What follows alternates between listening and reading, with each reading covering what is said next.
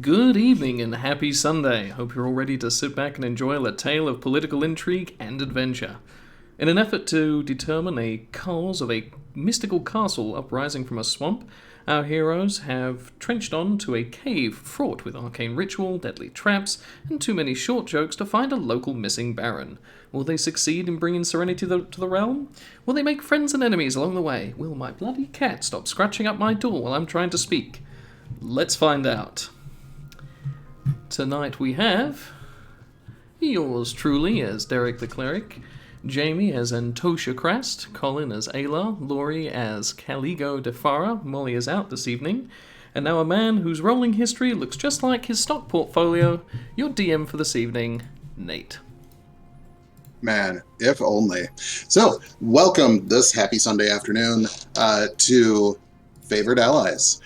We pick up where we left off last time. Our crew had headed into the northern woods, Grex Forest, which is the northern farm of Kashir. They met up with Grek, found out that the Baron is still missing, had not met up with Grek, followed some treks through the woods in order to find what they hope to be the Baron and her cadre holed up in a small cave up near Grex Forest. Unfortunately, investigating the cave, they found that beneath the entrance area was some sort of dark ritual chamber, wherein they found a strange abomination of the remnants of an ancient dragon egg, some undead limbs that decided to attack, and a lot of dead bodies, not least of which being the Baron herself laying on an altar. We pick up there just after we closed out the battle with this dragon abomination thing and its surrounding undead limbs. So, party, what are you doing? I'd like to examine the body to find out specifically how she died. I know you mentioned there was some blood and whatnot, but can I also maybe try and get a time of death as well?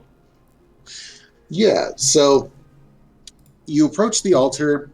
There's a number of dead coralites, the guards, that you kind of step around and over as you approach. And right at the altar, you kind of have to step up onto a box that is next to the altar that appears to have originally had goods for some sort of ritual. You just clamber up on it, get up to the altar, because the altar is about 4 foot high. Ridiculously tall. Unnecessarily tall. Yeah. So as you clamber up there, you see there's obviously a big dried pool of blood, and you see a number of items set up and around. The Baron herself, go ahead and give me a medicine check as you... Can do. +5. 15. Oh, not bad.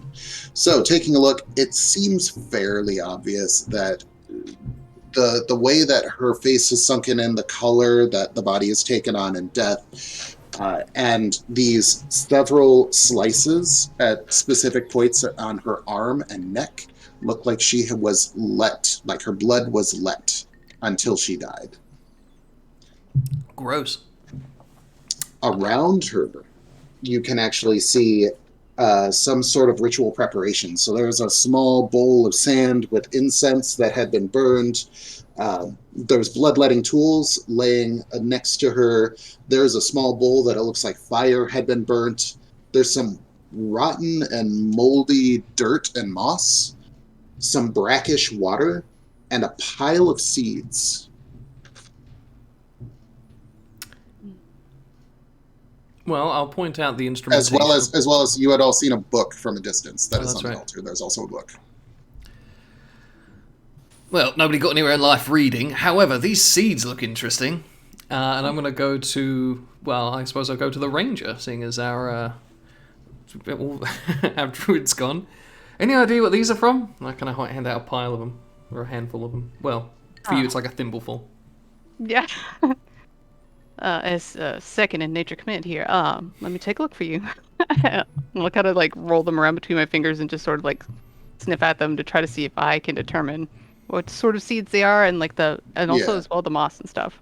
Yeah, and while you do this, Mama is actually over kind of checking out the bodies and the limbs, Mm. and one, making sure nothing else is coming for you guys out of that, and then also kind of saying a little prayer over some of the bodies. Hmm. So, taking a look at that, go ahead and make a nature roll. All right. Go. Ooh, 19 plus 4, 23. So, with the 23, the seeds themselves, you can see a couple of pine seeds. There's some pods taken from some sort of grass, buckwheat maybe. And on top of that, you can see that there's a number of small seeds that you can't quite identify, but it looks like it's probably from some kind of berry. Just a smattering of different types of seeds. All of them seem to be local to the area. These look familiar to the types of seeds that would be some of the things you saw in Grex Forest. Mm. Not exclusively, but a lot of it was there. Looking at the moss, it does look like peat moss. It looks like the moss that you see on the ground in Grex Forest. It's just that this has been either through magical or mundane means made to rot intentionally. It is very it's very moldy. It has a stank to it. And you can just kind of see there's like that pull of like furry mold kind of growing throughout. Yeah. No, that's not good. Did I miss it? Did I get a TOD? Did I get time of death for? Oh, sorry. With a 15, Yeah. 3+ days ago. Okay. I relate for that information as well. We didn't fail. We only got here like 3 days ago. Exactly. This is not remotely our fault. Not our problem. Mm. Well, I'd like not to fault. try to take a look at the book, if I can read it. Okay. Yeah, go ahead and take a look at the book. What languages can you read? I can read Common, Elvish, Orc, and Undercommon. So you take a look at the book. That's black dyed stretched leather around the outside. There's some sort of language that you don't recognize on here throughout the book. But you do notice the stitching itself on the book appears to be made of pulled spider silk. You've seen this done in some very fine artworks. It doesn't look like it quite had that artisan's touch to it. I don't suppose it's written in Thieves' Cant. It does not appear to be written in Thieves' Cant either. Ah, well, worth a shot. It is quite old, and it looks like it's barely holding together. Some edges are moldy, but there's some notes, diagrams that don't quite make sense to you. Actually, give me an Arcana check as you're flipping through this and see what you can see. That's decent. That's a 15. 15.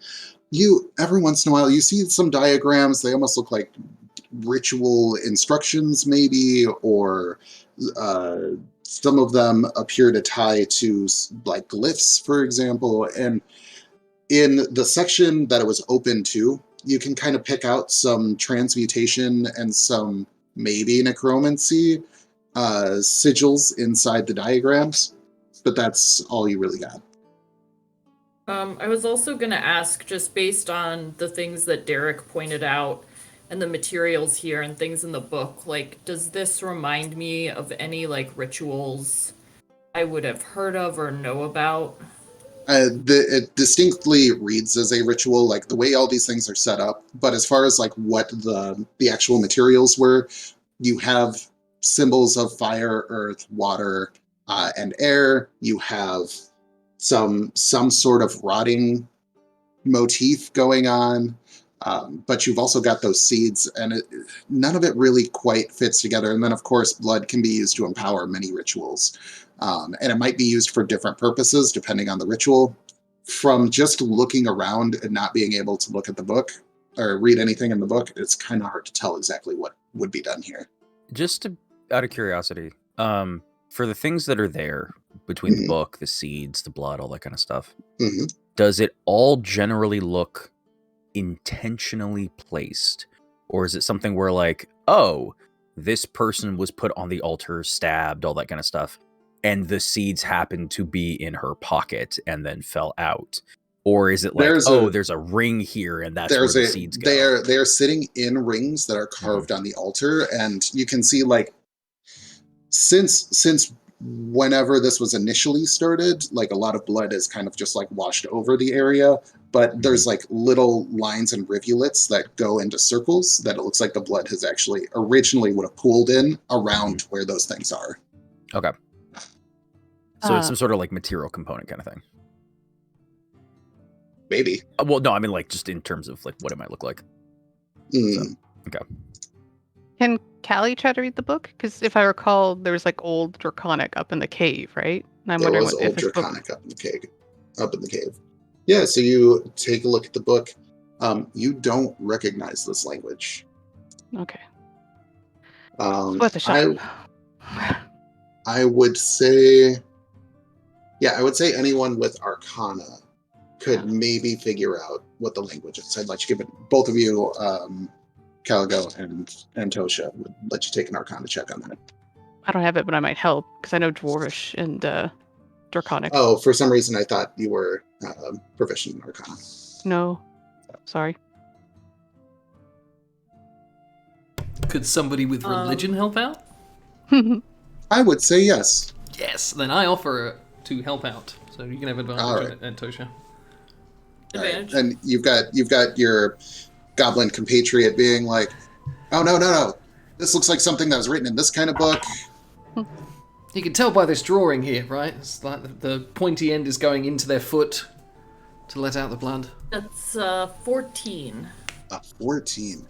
With a 14 between the two of you, and your obviously religion background as well, and knowledge of certain books, it looks like maybe it's some sort of, you might refer to it as a lower language, abyssal, infernal. Man, you'd never actually really learned the difference. It might be one of those, or something related. It's as best as you can tell. We could take it with us. Maybe find somebody that. Oh, sorry, wrong accent. Well, we could take it with us, and then we could try and find someone who might be able to read it or whatever. I can't read it. I'll take her though. I'll put her in the wheelbarrow upstairs while you lot finish up down here, and I'll take the body because I just realised I've got a +1 strength. Sling her over my shoulder. I don't know about the rest of you. I don't have any magic, but does anyone here have anything that would help with reading? I've done all I can with it. If only there was a way to read magic, but with a spell, right? Weird. Yeah, no, yeah, I know. I mean, probably, but not right now. Oh, I tell you what I can do though, and I'll blink really hard, and you'll see a red, almost like a forge fire around the eyes as I open them back up again, and I'll cast Detect Magic and look around the room. Nice. Smart. All right. So as you, my last spell. I mean, you could spend 10 minutes to do the ritual. So yeah. Oh, fair enough. I'll do that then. Yeah. So you take a look around the room. You notice the whole place sort of has a subtle kind of glow to it. Less like there's a spell, an active spell, but like residual magical effects within this area over a long period of time. Kind of has just left a dusting of magic of sorts. There's some magic as you approach that back wall where there's the great spider beast kind of carved in relief. The eyes themselves, the little gems, appear to be some sort of magic. Looking down, 4 of the 8 eyes appear to be some sort of magic. Basically every other one on either side.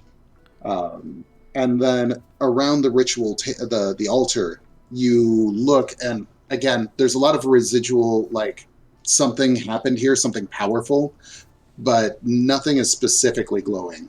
The book, there's a glow coming from the book, and as you gaze on it, you realize it's not the whole book. The book itself isn't magic, but there's 1 or 2 pages in here that themselves have some sort of magic in them. I'm gonna fold the corners of those pages and Okay. say these ones are pinging that they're magic or special, but seeing as we can't read them, and I presume they say I've prepared exploding runes today,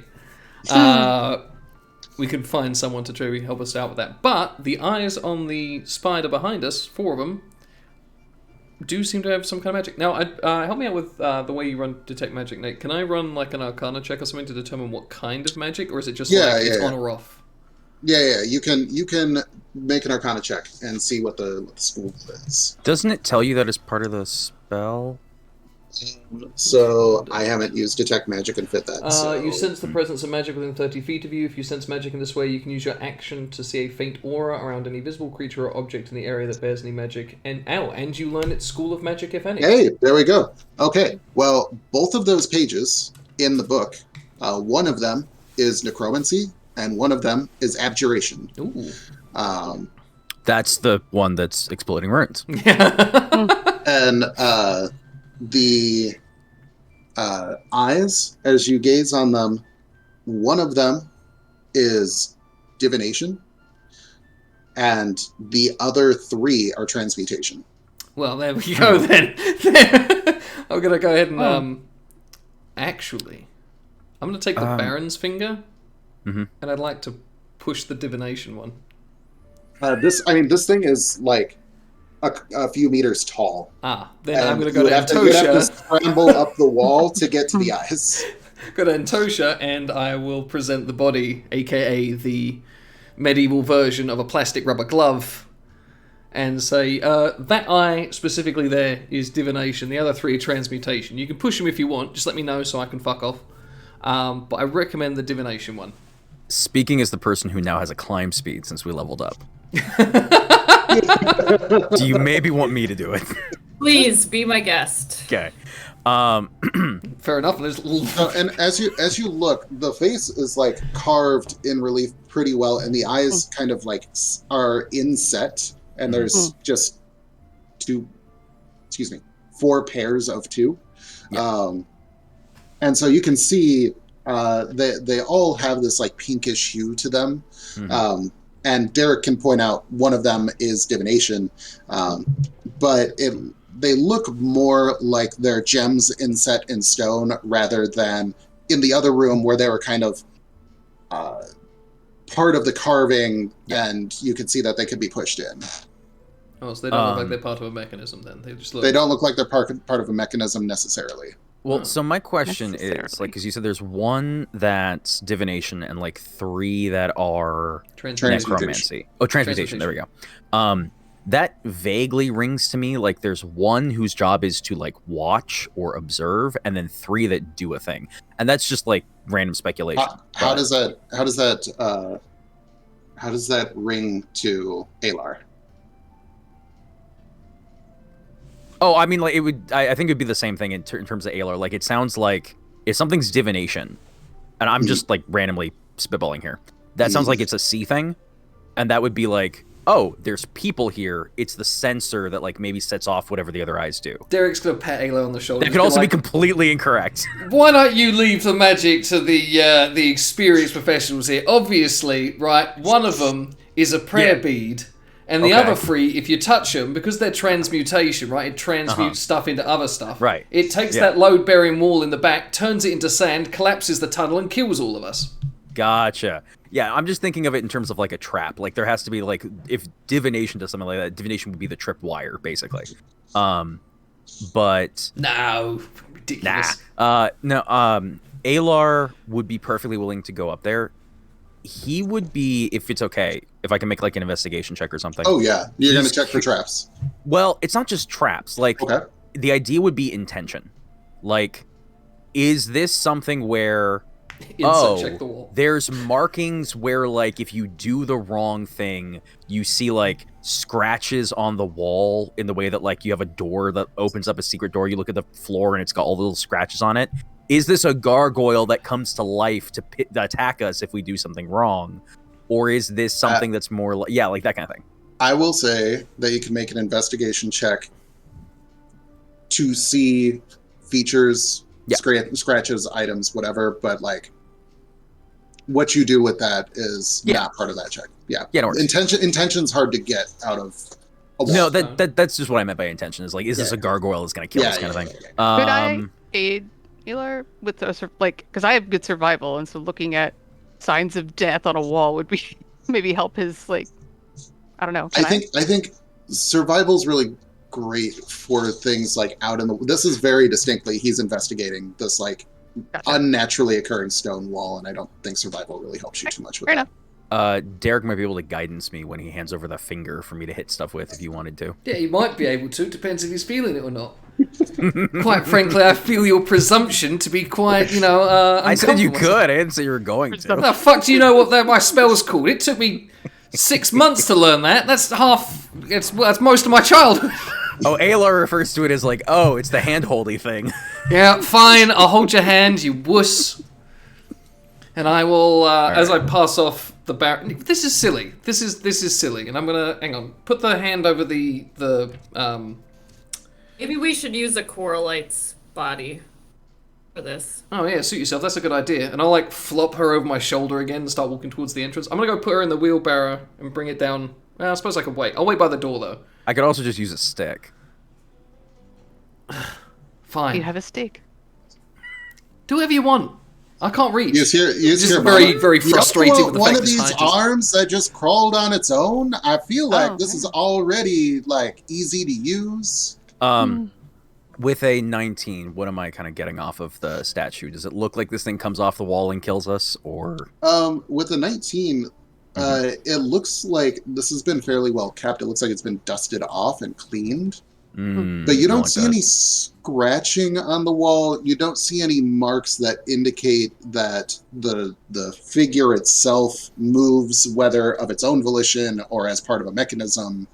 And the gems, the eyes, actually look like they're set in to the stone, and you would probably have to chisel them out fairly easily. But you don't see anything that indicates that there's anything behind this wall, or that the gems or the statue itself, the carving itself, would take umbrage with you. Okay. You said that it was pretty clean. This is It looks like it's been cleaned. Yeah. You can see parts of the wall out towards the edge that are dusty. And as you get to the middle, you can see where it looks like somebody has taken cloth or something and just dusted it off. Yeah, this is not something that would be oh, you just run a Swiffer over it and you're done. It's not like a single flat thing or a bookcase. No. It's got ridges and stuff. Yeah, and you can see inside the care. ridges. When you see inside the ridges, there is dust in there. Okay, so they care, but they don't care that much. Right. All right. From the other end of the cave, I'm gonna yell at Ayla and say, "Look, wait! Before you do anything, though, if you'd like." Because I'm feeling generous, and you obviously don't have, a high magical acumen like some of us here. I can take a minute, and before you take any action, I can tell you whether or not it's a good idea. I'd be fine with that. The Baron's head is dragging on the floor because he's got over the shoulder. I have no complaints. The other idea was just to start throwing things at it and see if it set it off. Now you're thinking like a goblin. Just let me know if you want me to do that, because I've recently kind of introspectively learnt this sort of thing. Started to trust Gond a little bit more. Doesn't seem like a total pillock. No, I Ayla would be 100% down. Just let me know if you need me to. I mean, so when you're going to take an action and you're not sure what the circumstances. Yeah, go ahead and ask your god if it would be a good idea to mess with these orbs, the eyes, the gems. Take them out. I mean, Tell me what you're going to do, because you say mess, are we going to push on them? Nothing might happen, but if you take them out, something might happen. Here's the thing. I'm going to assume that whatever this thing is, none of us are in the interest of sacrificing something on that altar. Yeah. Right? Yeah. Cool. But this is magic and gems. I'm assuming that we don't like this thing, and we're okay to fuck it up. Fair enough. Alright, I need everyone to hold hands. And you see hanging from Derek, something, reach out with one hand. You're going to have to come down. It takes a minute anyway. You're going to hang up there for a minute. You see him take out a bunch of bolts with, like, screws on them with weird, like, etchings around the outside. You might have seen him, like, scratching on these when we were walking or whatever. He goes, right, now I need some very specific things. Aloy, you're standing across from me. I need you to put both of your hands on your head and clasp your scalp. There you go. And then stand on one leg. So you look very silly while I do this. And he throws the screws on the ground and, like, kind of examines them for a full minute and casts Augury. Right. The screws tumble to the ground, and you can see you've tried doing this before. You know there's something here that you could work with, and you're really excited because you finally finished your set. You toss them down, and every single bolt with a little nut on it lands on its head so that all of them just point upwards. Does that count as a good result or a bad result? And you just kind of, you literally stare at it for a minute. Like, well, I expected many things and that wasn't one of them. But the feeling that you get is that nothing especially good or bad comes from this action. The little good spoke to me and he said, "Hello, Derek." And I said, "Hello, Gon." And he goes, "So what's the progress on your quest so far?" And I said, "Well, it's not too bad, but we're wondering what would happen if we messed with these gems that are inlaid in this statue." And he goes, "Oh yeah, mate. No, they're not in the contracts that I've got here for the future of your life. Nothing at whatsoever. So, do what you want. So do what you want." I have a hammer. Start gathering up my bolts. And a crowbar. Anybody got anything a little bit more helpful to pry these out? I feel like you have a whole set of tools that is good for this sort of thing. Would Thieves' Tools work for this? Thieves' Tools would absolutely work for this. I would like to pry using the your gems fine little out of the tools to evil pop statue. these gems out, you've got some for that. Okay. As it goes up there, I'll slap him on the arse and cast guidance. Yay. I would very much like to steal the gems from the evil spider statue. All right, you going to take all of them or just the glowy ones? I'm going to start with the non-glowy ones because they're the ones least likely to do something if I do. And then I'm going to take the glowy ones. Hello, Gond? Okay. Yeah, no, he's being a pussy. Yeah. Yeah, no, I'll let him know. Yeah, no problem. See you, mate. Good luck! All right, go ahead and give me a check with your Thieves' Tools. Okay. Oop. All right. That is going to be with guidance. That is a 22. Nice. Ooh, damn. The first set, you look at it, and it's been whoever did the masonry work down here. One, this was some sort of very dark labor of love. These are set in very, very well, and you're like, it's almost a shame for me to just scrape this contact here and this contact here. And oh, yep, that first one comes out nice and clean. And honestly, with the 22, you get the first one out and you just take a breath and nothing happens. Okay. You get through the rest of the non-magical ones. Nothing happens. We'll keep the 22. This is one item. So like you start with the divination one. Yep. You take a breath beforehand, you get in there, you scrape it. It pops out, and there's just a light blue flash, and then nothing. And you have a gem in your hand. Do you take the transmutation ones? It's so much harder after I ask that question, isn't it? You say gem. Can we get a specification as to what kind?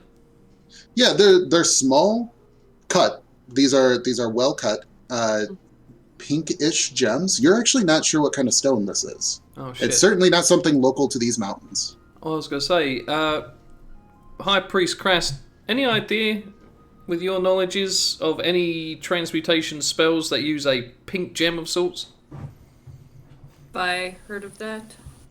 Give me an Arcana check. While that's happening, Come Alar, on, flesh to stone.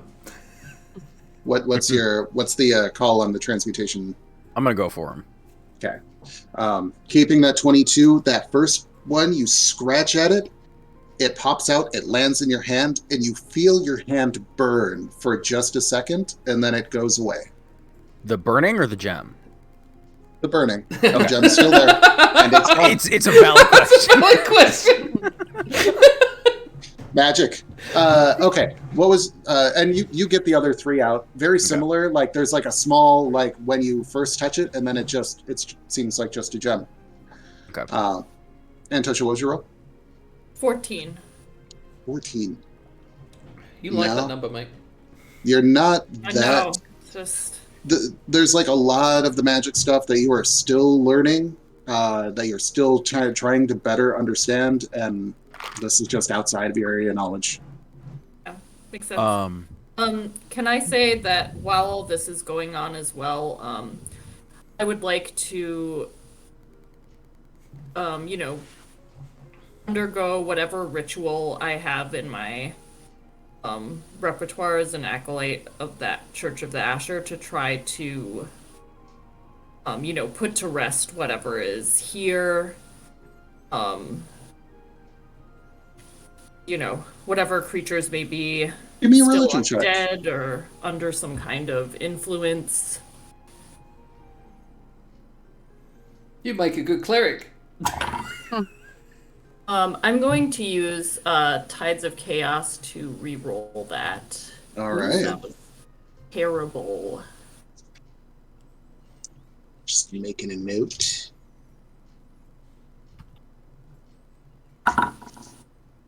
And that wasn't much better. It's a fucking 9. Total. 9. All right. So you figure out there's some malevolence here, some sort of underlying magic, or some bad things have obviously happened here.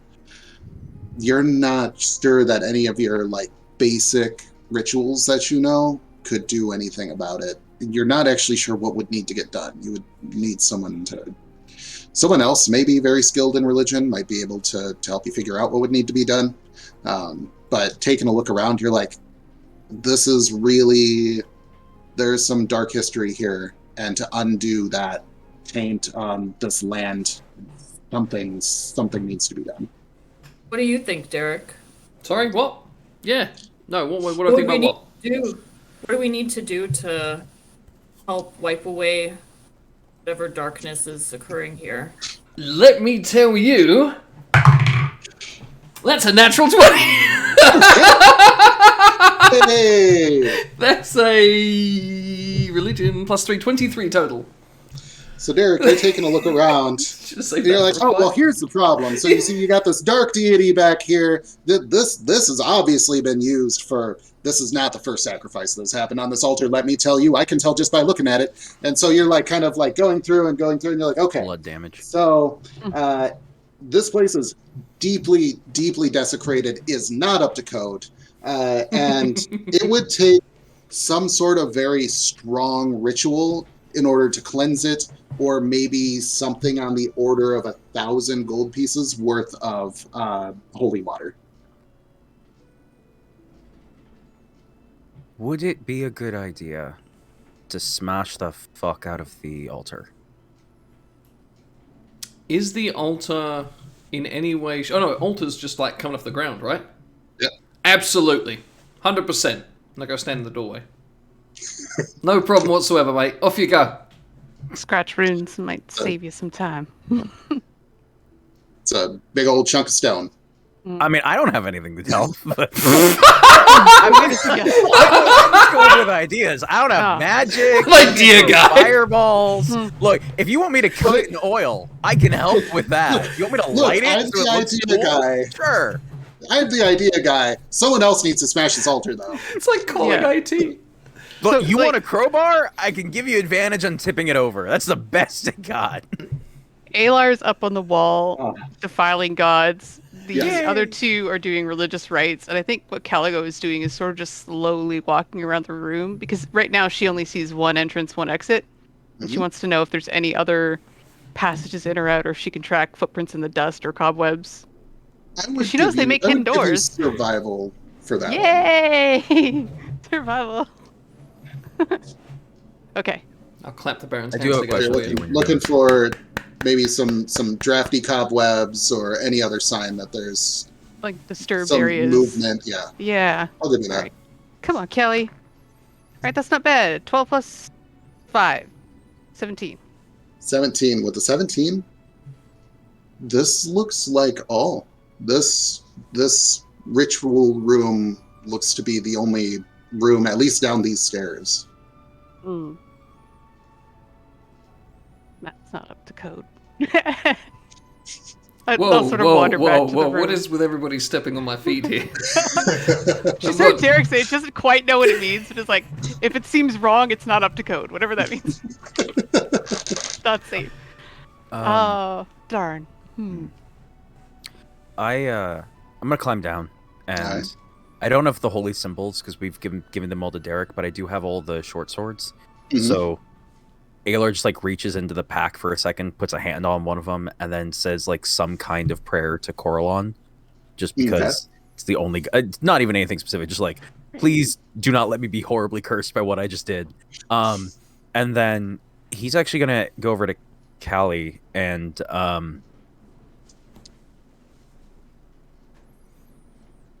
for the book that we found and the stuff that had been happening here, they had a hard time keeping food from rotting.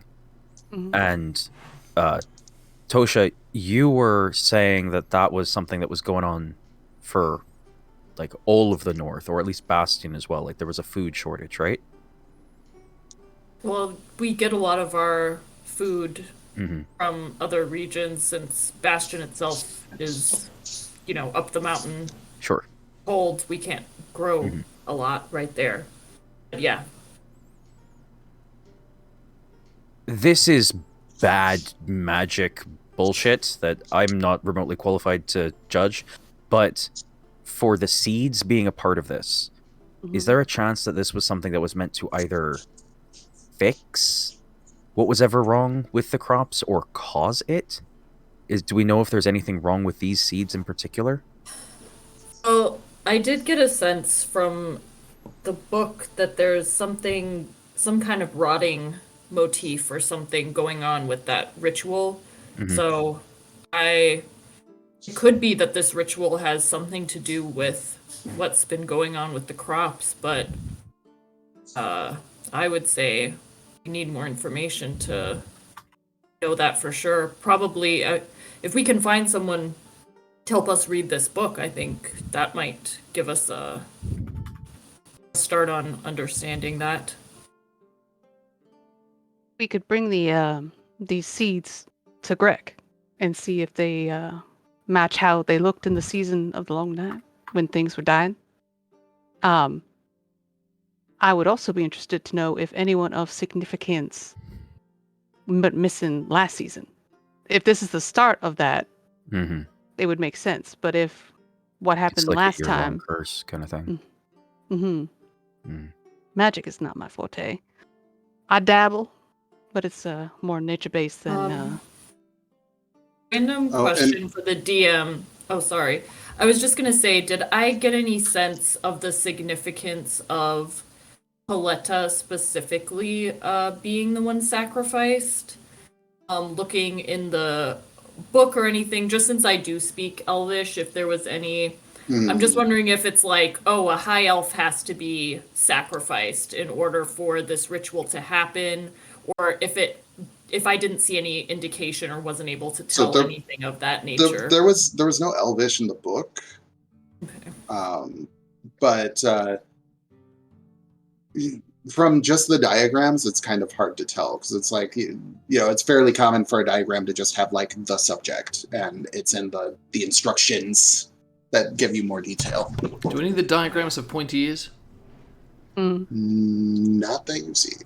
I'll point that out. Yeah.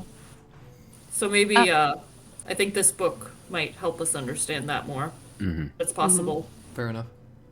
While we're down here, is there anything else in this room that seems to be of interest outside of the altar? Obviously, the giant pile of rotting arms that just seem strewn about the room, which is a very specific decor choice. So, Kelly, as you're doing your walk about the room, Okay. you actually notice that in one corner, there are 2 sets of Coralite armor that look like they've just been discarded. Are they- So, Yeah. Somebody pretended to be a Coralite. And that's how they got her to come down here. yeah, maybe. Or, like, is it of the same styling as the It ones is that of are... the same. It is of the same styling, and it's So, got a yeah. little bit of dust on it, and it looks like it's been here more than a day or 2. Is more it- than a day or two. Damaged at all? No. Okay. Does it look like the size of the 2 dead cultists? Like that they would fit in It's- it? I mean, the armor is all pretty standardized, so like it's roughly the same size as them, but most of the armor that you come across is roughly. It's all Is- about like adjusting the straps and things like that, and that's all taken off right now. I'm assuming it goes in the wheelbarrow. Yeah. Like, look at Ayla. Oh, wait, caltrops. And I just let it start it- walking up the stairs. It's older than a couple of days, but not like there for more than a year. Oh no. In that it's older than a couple of days. I mean, other things have like landed on top of it. It looks like because there were 2 Coralites at the bottom of the stairs that were dead, that looked like they had come more recently Mm-hmm. than the other corpses in the room. Okay. This does not look like it's been here since they were here. Okay. It looks older than them. Mm-hmm. So previously killed and disposed of, or traitors. Well, if I they were also disposed of it, I strongly- doubt they'd keep the armor around. Why not? I can say right now, for the same reason I kept that cloak, disguises can be pretty helpful. No, I'm not saying they're not the original owners aren't dead. I'm just saying that like it wasn't just 2 other more bodies. That was just like then if they got rid of those bodies, they would have gotten rid of the armor as well. Mm-hmm. If it was just for the sake of murder, I'm telling you, those were gathered for insipid purposes. Not that I know what it's like to kill a guard of a.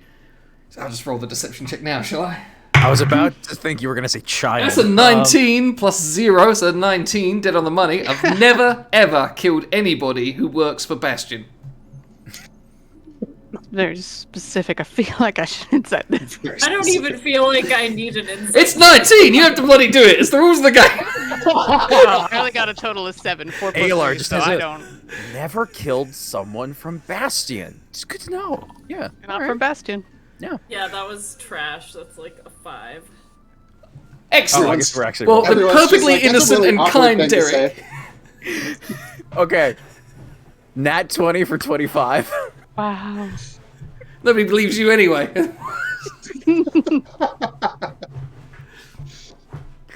It's the worst thing to get a nat 20 on. The most useless roll I could have possibly done it for. Before we leave, But it is Callie funny. wants to look at the hatchling, the little broodling, to see if it's featured like the dragons she's seen in like pictures before, or featured like the weird spider mix-up dragon. It only has 2 eyes. Okay.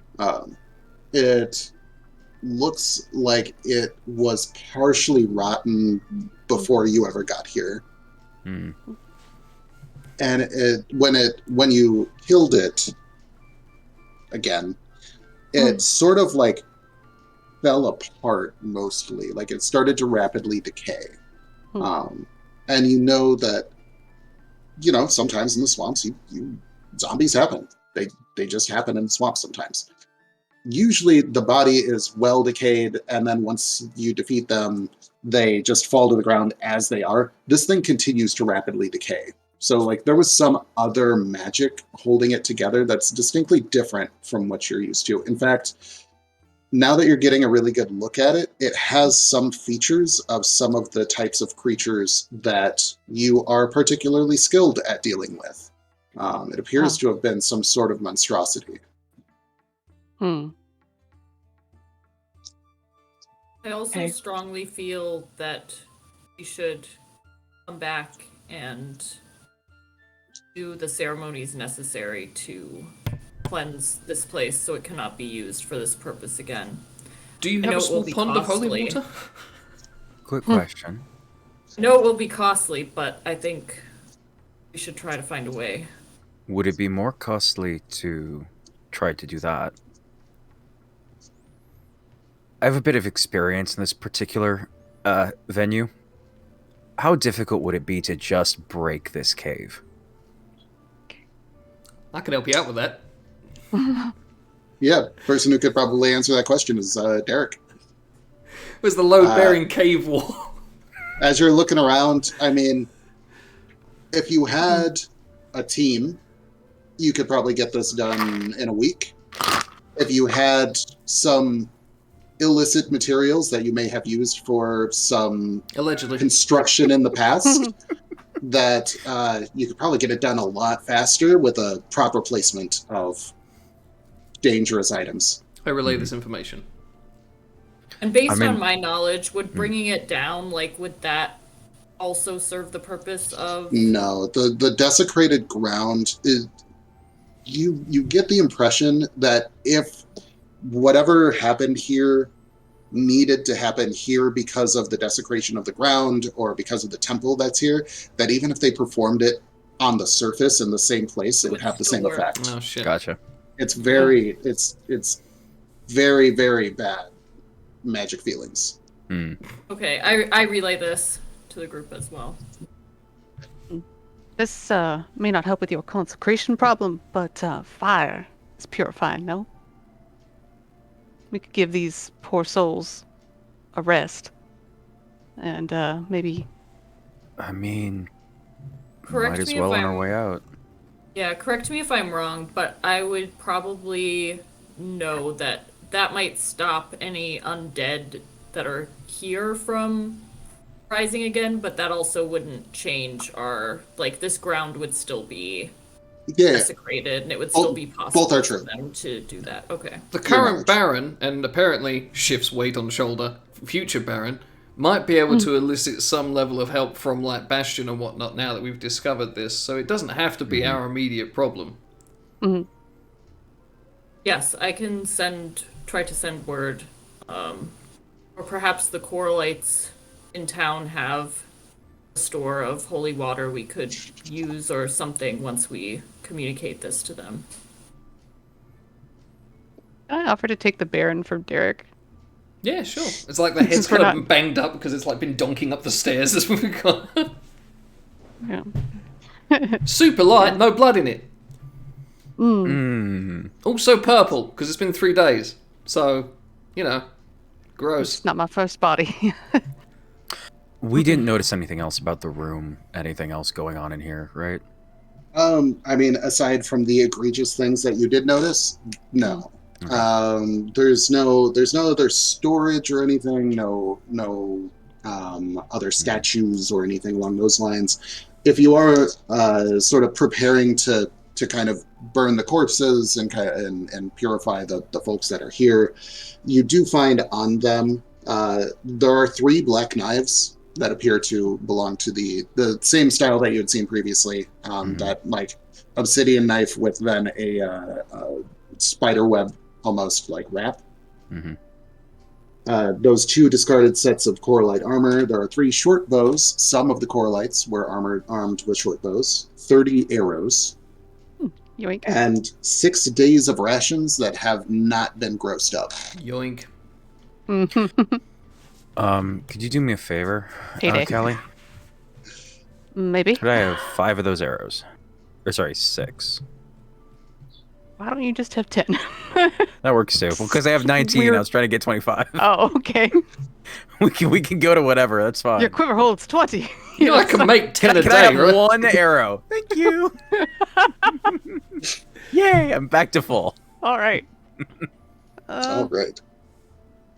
Should we grab one yeah. cultist body to bring with us in case they were a traitor? Someone might recognize them as a former Coralite. We don't need the whole body. Quick, yeah, I was gonna Whoa. say, quick question. Fair. Like, what for as Aylar, actually. For those of you who are more Say it, racist. no, maybe I don't Yep. know how that would affect this. I know where you're going. Used to this particular part of the world. Do you know if you have got somebody back in town who'd be able to talk to the dead, or if that's a thing that they do with the Asher up here, It's a fucking farm town. or in Bastion? I mean, I imagine I might know something about that, DM. You have seen those rites performed. Creepy. Yeah, I've seen such a thing. Creepy. We might as well bring a body, or as much of it as you need. How the fuck do you know about that? Insight check. He 13. just basically shrugs. It's Dead on like the it's you hear about weird dark shit at one point or another. I've never heard of someone speaking to the dead and the dead talking back. That is a 12. Yes!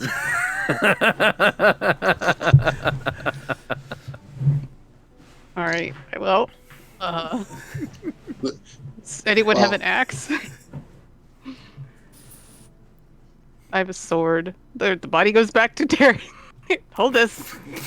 I have some daggers and a quarterstaff. Just and that rip it will- Pull off. out my crowbar. I Don't find rip the off a neck head. bones, and then Oh boy, no. no, that wouldn't work well. But it'd be Oh, let's not. I have a big curved scimitar. This is gonna be better than anything you all got. Oh, Mama says that? Apparently. Okay. cool. Yeah. Sure, I I'm didn't glad get you're my here, hands- Mama. I didn't get my hands dirty with this though. Why don't you take a swing? Take it. Blessing the curse of the ranger. I can use everything. I just don't want to. All right. Well, they're hacking Sure. up the. I'm not gonna make you roll. Like thank you get goodness. the head cleared. when they're hacking off the heads, I'd like to go over to Aylar and be like, "So how do you know about all them talking dead people?" As a cleric, genuinely, now you see a new spark in Derek's eye that seems different from previous sparks that you've seen there. A takes a second. Aylar realizes like he has to answer. We can keep it hush hush. We can keep it between us. I mentioned my grandmother was from these parts. You know? And I was paying like- attention when you said that. Yes. Thank you. Good. All right. No, but like, you hear stories about the Asher and the association with death and all that kind of thing. Very cool. And my assumption is that you don't go around to a cleric of a death god saying, your people fuck around with death and wearies that are disturbing and unnatural, and oh yeah, do you do this other disturbing and unnatural thing? It's very natural. So, yeah, sure. Gotcha. Yeah. Very cool. There's nothing unnatural about death. Being Cool, very look at the quiet. time. and We've got to go. spinning It's running back up the stairs as quickly as possible. The head's donking on the stairs. Going, we need to get a blanket, by the way. I don't want to walk into town with this. Not to be racist, My but they're going to kill me. intimidating figure just like looms up behind you. We're whispering very quietly, but the room's got great acoustics. Yeah. So it just echoes through the It's like whole the whisper place. wall and just goes from one side to the Yeah, other, clear as yeah. day. I will. This is completely unimportant. And actually, I'm gonna go honestly, back and grab while, all my while you mulberries. two are whispering, most people can't make out any of the words that you're saying, but Mm-hmm. everyone else just hears overlapping. Mhm. And it's actually very unsettling for everyone else in the room. Nice.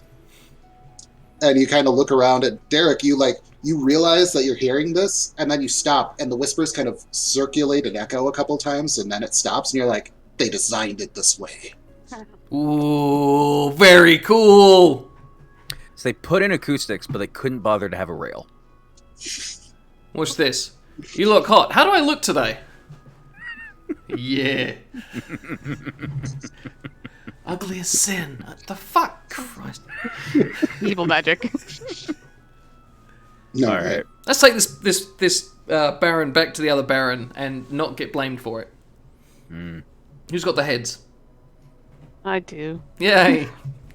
I need to go get my ball bearings, so I will go back. And is Grek still When? outside? Because it hasn't been very long, I assume. It has not been that long. Mhm. So yeah, Mama is also like, does anybody need a rest before we start trekking back through the forest? I mean, Only if is you it want going me to to take cast us a day to spells. get? Just Is it going to? Yeah. just an hour, I think. If it's not going to take us too long to get back, we might as well just get out of here, right? It'll take us about a day, I assume. That's how long it took us to get Oh. here. That's a good point. Well, I would prefer we rest out just outside of this. Well, we Area. should let Greg know what's going on. Well, too. we could go Yeah. back to Grek's camp, right? That takes a Sure. day. That takes a day. No, Oh, wait, it takes a not day to from, get back to the camp? Not from Greg's camp to here. No, It takes a few Oh. hours. Not Yeah. Oh, a a day. few hours. Yeah. It takes okay. a day to get from Greg's camp to town. Oh, okay. I was Oh, confused. okay. Yeah. We could leave in the morning, I suppose. I will head back out, find Yeah. Grek, and then just be like, "Hey, we found some stuff. This is gonna get kind of gnarly." And then just like fill him in on Dead Baron, Spider, Demon. You start with Dead Baron, Yeah. and you don't get anything else out because he's Okay. just like, I told you I didn't want a dead noble on my land. Why? And he's like losing his shit at you. If it makes you feel any better, It don't. there is a possibility that there was some kind of like in disguise Coralite or like spider cultist that managed to lure the Baron out here. And That makes me feel so much better. Thank you. it's not your fault, is all I'm saying. And honestly, in all honesty, as far as any of us have seen, I don't think there's any way that this is your fault or should be blamed on you. But the folks who enforce the law are cultists in disguise. But I should not worry because No, mate, you should be terrified. You're an orc too. Easy target. He's got it's a like point. pops up. I didn't even see you. In orcish, watch your mouth and feet. We could tell him how helpful you were finding the place. That probably might not help, actually. No. They love an. I shouldn't say that. Well, I think it's clear from what happened down there that that was not done by Grek. This was done by these cultists. So, Yeah. at the very least, we have that proof to present. Yeah, and you're They'll 8 feet be fucking much tall. more- You can't even get in They'll there. be much more worried It is a little about difficult. that, I think, than messing with you. If the Plus- cave entrance doesn't fit, you must have quit. The word of a high priest of the Asher probably counts for something in terms of the Not people in charge this around here. town. Really? Fuck 'em. Okay. Well, I Eh. tried. I think it The does. Coralites seem to be more of the primary religious group here, but Well, there was that. Wasn't there like a trader or somebody we spoke to who, when they recognized, actually, I can tell you exactly this. I've actually been taking good notes this time around. Let's see here. Cashier Barony, not the Bitten Bridle. That was the Smith. I mean, my family is certainly known. The Church of the Asher. I believe it was at the Findel de Apiary Saint. Commons. It was Findel de Saint. He was the Yep. head of the apiary of the Guild of Free Workers. He specifically was in awe of the head tattoo and high priest status. Mhm. Took notes. While they're having this conversation, Callie has like dressed the head like you would for hunting so that it will bleed out to make it easier to carry. But she kind of looks up and be like, if I'm not mistaken, your responsibility are the crops that come from the ground, not the secrets that lay beneath. So this is not your designated area. You start talking to him, and he's been like caught up in this, and turns to you and goes to respond, and just stands slack-jawed, staring at this. Like, is it one head? Is it a row of heads? Like, what is this macabre scene that you are setting up over here? Rule of three. She's got. Rule of Well, there wasn't threes. 3 cultists though. No, that's true. There were 3 cultists. I thought there was just 2 at the There were book. 2 the dead. at the There were book. 2 dead down below, and there was 1 Yeah. dead above. Oh, then yeah, she'll take all 3 of those. So he Like just a bunch turns of and looks at bananas. that and just stands slack-jawed staring. Does not sound like he hears what you're saying, Callie. I'll just like pat him on the shoulder as I walk by with the stick. You'll be all right. And then just walking. I don't. Hmm.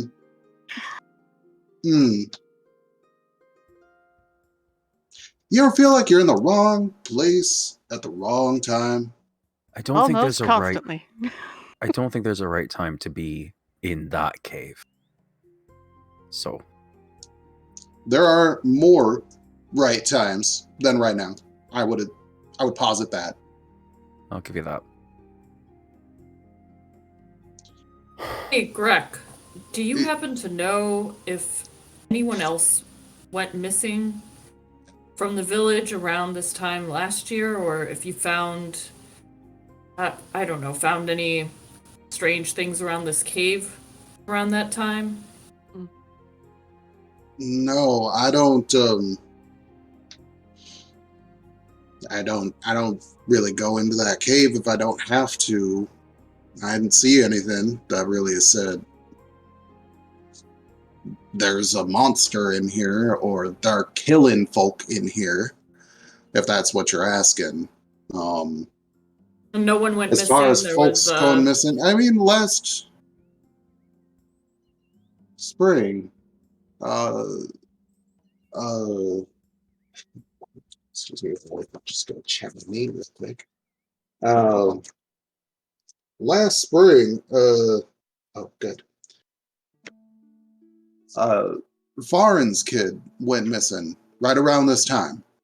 Farin the Hermit. He's just no.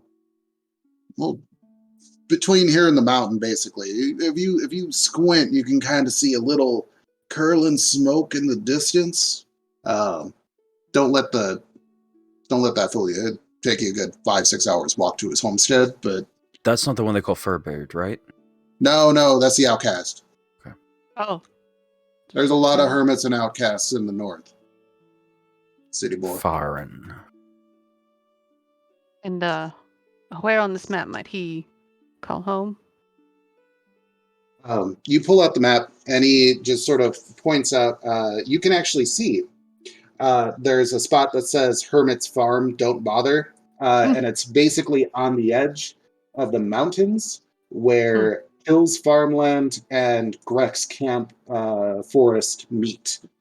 So he points to it. Oh, it's on your map. It's right there. That's Farin's.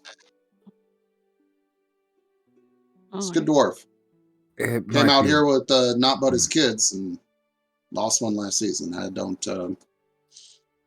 I feel for him, you know. Did did any of the arms or other possible body parts that were down there vaguely resemble those of a younger dwarf? Ooh, that's there were a lot of different, and many of them were rotted or skeletal. Mhm. If this was an arm that was there from a year ago, Okay. nothing And- struck you as, oh, hey, here's a dwarf kid's arm. Okay. And there wasn't anything like lying around in the space that was like, oh, a pile of old items from people that they had killed before. Kind of thing. No, actually, Okay. the only items that were laying around were the items. Yeah, was the armor and the items of those who were recently down there. Mm-hmm.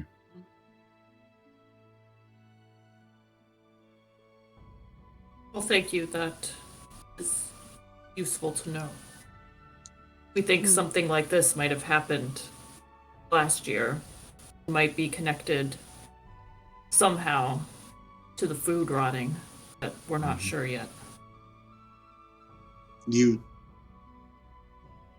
think they killed a kid last year, and that's what made the food rot? They might have, if this is an attempt to do the same thing now. And they killed the Baron down there, I would honestly say that seems like a bit of an escalation. Like, you kill someone's kid in the middle of nowhere, and people get concerned. You kill the Baron, and people are gonna go looking and more Yeah, and that for a seems- lot longer. If these are them cultists that the Coralites come and question me about every once in a while, Hmm. I would think they'd stick to. Well, I think they'd stick to folk like me and Farron, right? They wouldn't be trying to. They wouldn't be trying to get any attention. That don't Either seem way. smart. We need... I ain't that smart, and that don't seem smart. No, it's not. And we need to figure out what's in that book to see if there's something like, you know, you have to kill the ruler of these lands to then affect the whole land, or, you know, something like Well, that. Could have just been a Book- matter of convenience. Also Need to true. remove the Baron, and you need a sacrifice. Well, in that case, who benefits from the removal of the Baron? And that's a whole other set of questions. Also, a whole lot of not my problem. Yeah? Mm. You just want That's your food. That's an interesting question. Hmm. Who benefits from removing the Baron? Well, pretty obviously the current Baron, assuming that they wanted the job, but I don't think anybody here wants to go over there and say, hey, did you murder your mum? I got a That pretty good pub- read previously. That didn't happen. That pup Yeah. didn't. Yeah. She's not much younger than me, and she strikes me as someone who should be more trained in leading. You know, she hadn't talked to people. They don't get her in front of people. If you go and have counsel, she's not there. I can't imagine that she's like Eager. eager to take over. And a Yeah, pup she is so seemed- easy to train. This is brilliant. To Love it. honestly, she seemed to honestly want to find her mother. Wouldn't you? Yeah. What was the name of that old geezer that was chatting? with- I'll stop. That was the one I kept getting confused with Tosha. Valstott is the major domo. Oh, and no, it cousin was of the Baron. Antonia I was getting confused. Oh, I had, Antonia. I had Valmont. Valstott. So I have Valstott. a couple of questions, DM. Did we hear any rumblings about a cult in the area when we were coming out here? We just knew the Baron was missing. They had troubles with the crops in the past, but no one was mentioning cults. No one mentioned a cult. Not to you guys, but we had a check earlier in the game where Mhm. this cult existed in Bastion. We should probably get moving, get to some shelter, but, I mean, we'll have plenty of time to talk if we're waiting around to head back tomorrow. What was your other question, Laurie? Yeah, sorry. When we were in town, they'd said that a bunch of Coralites went out with the Baron, but then Mhm. they'd sent Coralites out after. So the Coralite armor that was older could be the original Coralites she came with that were disposed of or traders. And the ones on the stairs came as a rescue after to get her, which is why there's a body difference. Yeah. Well, the other thing is, they went missing, what, 5 days ago? Between 5 days and a week ago. Yeah. So it's been 7 to 5 days. That body was 3 days old. That means That body was at least 3 days old. Sure, but like, there's a possibility of being held there for a time, or like they had to get out there and then they got kidnapped, and that was by 3 days ago or whatever. So, like, that time frame isn't that far off. Did we know how soon they sent the second group? You were told that they sent the second group. A runner was supposed to come back 2 days after they left. At that time, no runner came back, and that's why it was 7 days ago that she left. But that's why it's between 5 and 7 days that she went missing, because that was the first time they realized something was wrong. And those, if you're asking if those like pieces of armor that we found were belonging to like the initial Coralites, I don't think that's the case.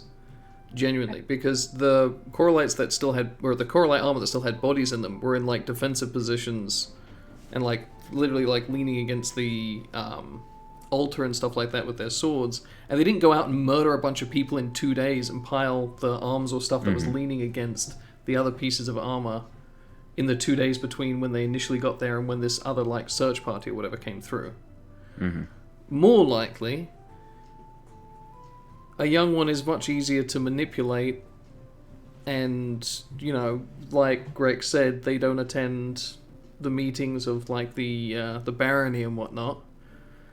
It'd be much easier for someone in, like, that inner circle to, you know, want that level of power for themselves, and they could very easily get a hold of Coralite armor and disreputable people willing to wear it to lure the Baron away, etc. So I think we need to be careful when we go back in there what we say and who we accuse, because it could very much easily be turned on us. Saying that as a goblin who gets blamed for a lot of adventurers who just happen to die in the mountain passes for their own stupid fault. It's bigotry is what I'm telling you. Absolute bigotry. Just because there's a goblin around and he has a steak knife doesn't mean he's out killing adventurers. And it doesn't mean you have to treat us like shit either. I can speak with them when we go back. Because I don't think I can make a fancy enough wheelbarrow to get us out of prison. Quick question. You know what? Actually, no. I'm not gonna ask this around Greg. We should head back, and I'll ask the thing that I want to ask later. I would like to ask Greg, as we're walking. You mentioned that they were asking around about cultists before. What can I ask more about what that was about and who wanted to speak with you? Yeah, the Coralites. They came on behalf of the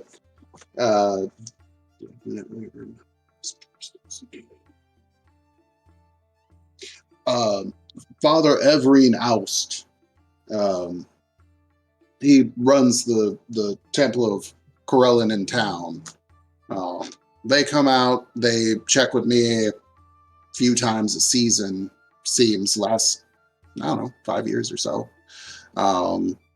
If I'd seen or heard any activity. If you're from Bastion, you know that some of these folk can cause problems, and not the easy kind of problems. Somebody's greedy for money, that's an easy problem. Somebody's greedy for food, that's an easy problem. Somebody believes their god thinks people should die for reasons that are unclear to me. That's a hard problem to solve. So they're out here asking around. This is the first time I've heard of something happening on my land that actually qualifies as something they would want to hear about. So what did they ask you? Just to keep an eye out if you saw anything, or? Well, they asked me if I seen any strange folk. It's kind of hard during the high summer when we got all kinds of strange folk. All the workers are in. I got maybe a couple dozen out in my forest, and others that just wander in because they don't know where the hell they're going. So, you know, then folk like to,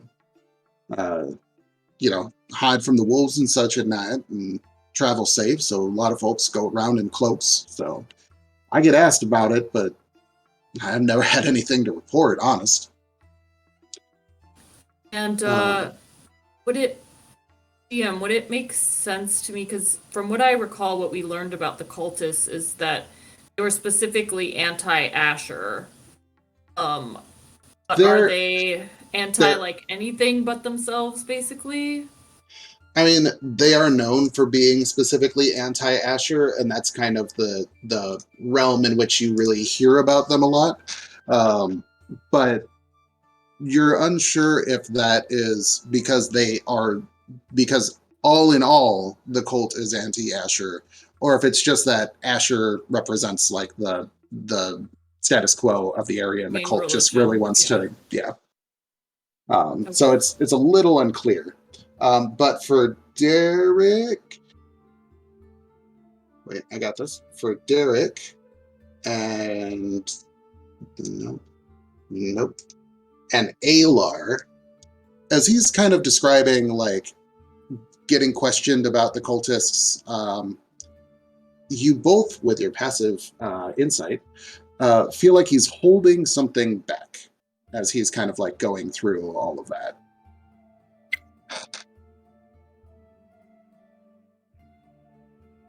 that mean? Yeah, I have no Stab idea. him to death? What's this? Pull out the pulled out knife a and we start katana. threatening. No. No. I look at the 8-foot tall full orc and go, yeah, good luck. Off you go. He's got a shovel. That's fair. He does. I'm sure he'd tell you spade. I got a bag And I of don't pick marbles. up on I'll this play at him all, for it. right? I believe you do not. Hmm. You do not. So specifically, was there a point of that, like, exposition that As was he's a little as bit he like... was as he's talking, basically when he says this is the first time that anything has happened that he feels like he should be reporting, you hear him kind of, there's like an awkward pause for a second, and it doesn't seem like anyone else picks up on it, but the two of you are like, make eye what contact? was that about? Yeah. Can I do a sleight of hand check to try and make it so Greg can't see? But I'd like to, towards Aylar, kind of do like a wedding ring. What's the word? Like rub my left ring finger, kind of like maybe something to do with his passing of his wife. Like kind of like a.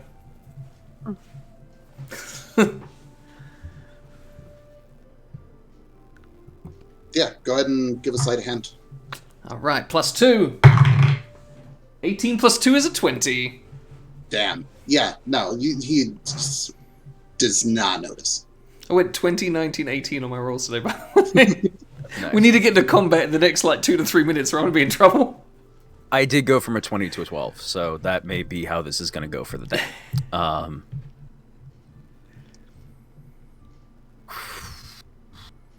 Okay.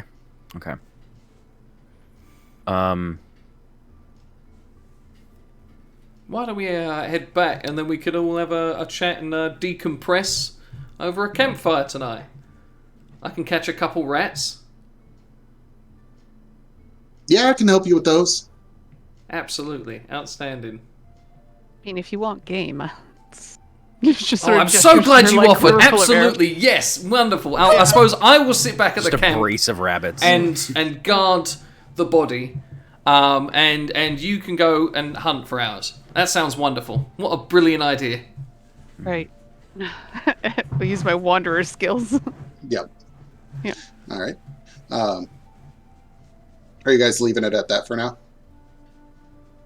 I think for All right. now, yeah. Yeah, I want to ask Greg about it, but I'm going to do that in a situation where I think it might be more beneficial. Let's put it that way. I don't have any sense that he's holding anything back, so Nope. that's all my questions for right now. Yeah. I've got my bleeding cultist heads and a quiver full of arrows. What a day. D&D. All right. So you start making your way back through the forest towards Greg's camp. Mhm. I need one person to roll a d12. As you have a laden wheelbarrow and a bunch of heads in tow. Do it. Go on, Laurie. Sorry, you have a whole system for this. Ow. Wait. 9. A 9. All right. Yeah. Cool. Uh-oh. So you're going back, kind of, there's this awkward, sort of chatter as you all just went through something and things are weird. And Greg seems very unsettled by everything that has happened on his land. And you've heard him a couple of times. It sounds like he's afraid that they're going to use this as an excuse to take his farm. Mhm. And then you kind of notice, you've seen this as you pass through the forest here. Some of the moss is still a little icy. Some of the trees have a little bit of dangling ice on them. But you notice that the trees have bigger ice chunks than what you had been seeing as you're kind of walking through. And it's a little colder here. You kind of bundle up. The sun's getting low. And there's just, as Greg is kind of freaking out and pausing, and he looks around and looks to you guys. We passed through here earlier, right? Using my wanderer And features, you're yes. you're literally taking the same path back that you took. And is this exactly was what I'm not like this last time. Mm. And he just kind of looks around and he's like, okay, well, as long as we don't see any fog, we should be okay. There's ice creatures that like to throw fog, and as he says that, the whole area around you just fills with fog. Mm. And you kind of, you just hear Grek, shit. And I need initiative from everybody. No, I thought I was safe. Great job, Lori. Thank you. Okay, well, we skipped the 17 and went to the 1. So that's going to be a 3 total for my initiative. All right. Same for me. We'll go next week, don't worry about it. That's fine. That's fine. All right, Alar, what you got? 16 for the rogue. Hey. 16.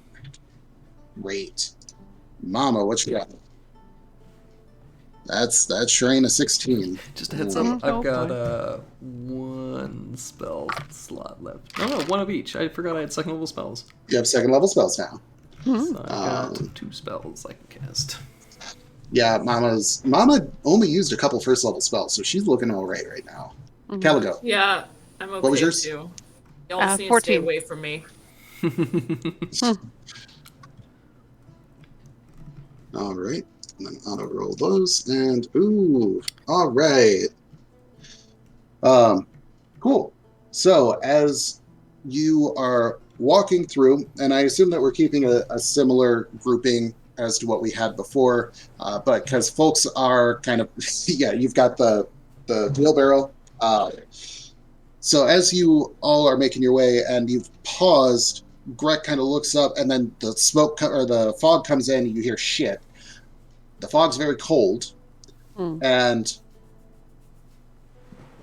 you all hear kind of around you in the trees where you saw some of those big icicles. You hear just kind of the sound of like ice cracking, as in something moving under the ice. Mm-hmm. And what is your move speed? Fly 30. Great. Don't like it. Don't like it. All right. So I just cast Augury as a ritual. Damn it. I would say you cast Augury as a ritual. Hell like, yeah. You knew you could do that. 3 spells. So let's see. So for groupings, how big is this cone? It's a fairly small cone. All right. So you hear creatures moving around you, and then suddenly it becomes very cold. Alar, let's see. Let me get the grouping. I should have gotten this before. But you're in a similar grouping to normal, which puts what? Who's up front? Callie, probably, because we're tracking our way home. Yep, Callie. Behind Kelly. Probably me. Okay. The wheelbarrow. Kelly. Yeah, and then I'm usually behind Derek, Dirk. helping Okay. to navigate the wheelbarrow. I can do it! And then we'll say Mama and Grek are towards the back. What about Alar? And Alar, where are you at? I'd be over where like Mama and Grek are. Okay. Alar. Okay. So Alar, Mama, and Grek, I need you to make 2 dexterity saving throws. Antosha and Derek, I need you to make 2. And Callie, I just need you to make 1. Thought you were gonna say 3. Yay! 17 dexterity saving. Ooh, dexterity, you With said. math. Oh yeah. Dexterity, I said. The man said dexterity. Blame the wheelbarrow. Hey, one of them's good. Okay, so I'm going to start with... Okay, that's good. And that is what's your dex. Mama, what's your dex? That's a no. All right. Hey, All right, Rolly, so- we killed your character. Alar, what's your saves? With a +6 to the deck saves, that's going to be a 17 and a 24. Damn. Well, okay. Unfortunately, I don't have Uncanny Dodge yet, so it still maybe hurts. We'll find out in a minute. I think you mean evasion. No, you're right. Yeah, evasion. But yeah, let's see. That's 7, 4. So that's you succeeded on both. So you got 3 from the first one and 2 from the second one. So that's 5 cold damage total for Alar. That's more than that for Mama. Mama told me. Oh shit, and Greg. While you're Come on, Greg. handling- Ooh. Uh-oh. That's always a good sound. How many hit points do you have, Greg? So many. All right. So Greg takes. Ugh. All right. So Greg gets hit by those 2. Oh no, he takes the same roll as those other ones. Sorry.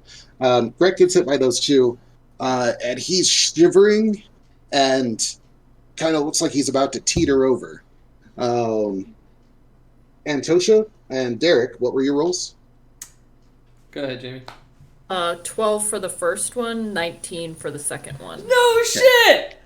Same. Those both succeed. Wait! Well, from the first one, you take after succeeding, you take 3 damage. And then the second one, after succeeding, you take 3 damage.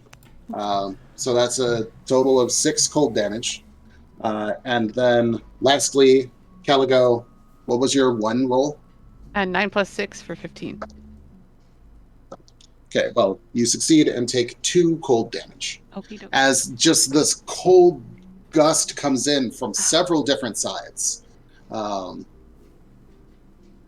That brings us to Alar's turn. We don't have the... I don't use D&D Beyond much. Is there a thing that like you can see everybody's health bars or something that you click to do that? Nope. Cool. Okay. How bad is Mama looking? Mama looks pretty okay. Okay. And... Mama didn't take any damage in the last combat, so... Cool. And Greg looks not great. Greg looks not great. Cool. And Greg is right looks next to you. Greg. Alar basically is going to say, like, split, and then is going to head over to, like, some cover that maybe we had seen before the fog there's kicked trees and low shrubs and things like that, so, like, you know where they are, and the fog is pretty thick, and it's hard to see through, but you know where those were. Yeah, that's where Alar's headed, and is gonna go ahead and try to hide, just as like the best option that he's got. So bonus cunning action to try to hide, which I can actually just hit here, so I might as well. That. Whoa, 54. 25. You All are right. fairly certain in this fog that you are pretty well hidden. Yeah. And on that note, I would like to hold my okay. Can I see them from where I am at all? You are still in the fog. Yeah, so like we're full blinded kind of thing, right? Okay, cool.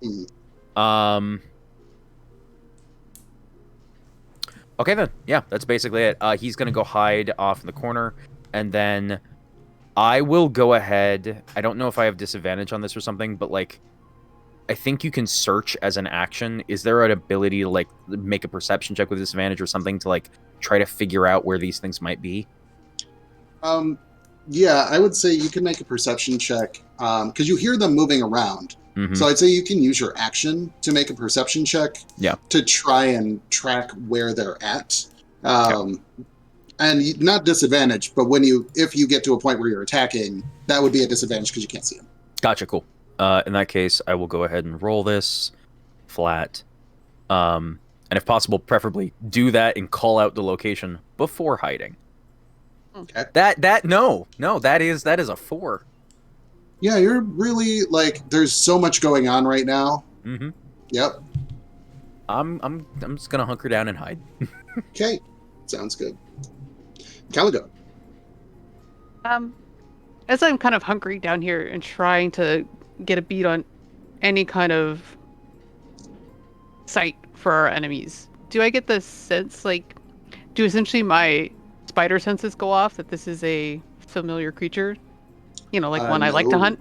No, Okay. it's not one of your favored. Well, darn. I still would like to try to pinpoint where one or more might be just by listening or by basing off where the cone attacks seem to have come from. Hmm. Yeah, go ahead. And that is your action to start tracking one. So yeah. Oh, yeah, sure. Okay.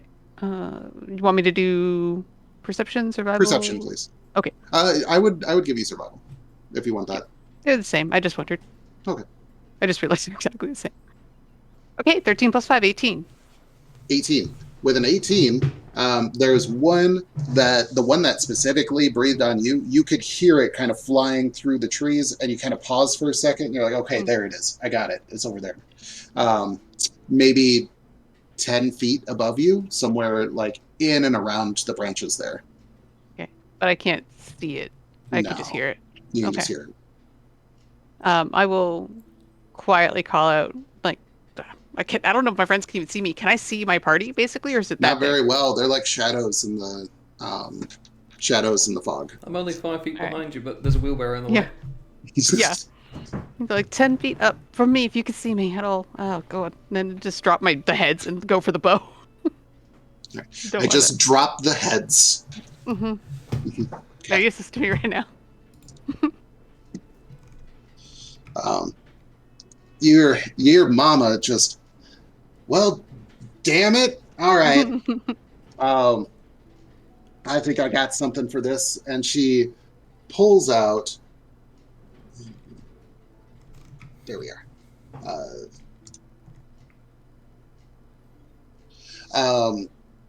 She pulls something out of like a little pouch. None of you can see her, so you don't know what's going on. And then runs over to one of the nearby trees and just starts scrambling up the tree very, very quickly. About as quickly as you, Alar. Gets up above. Well, the fog's not that wide. I can get up above it. But that's all I got right now. Antosha, that's you. So couple points of order. I had cast mage armor on myself when we were going down into that ritual room. And mage armor lasts for 8 hours. 8 hours, so yeah. You still have mage armor. I'm still covered by that right now. Yeah. Okay. And then based on what Mama just said, are there trees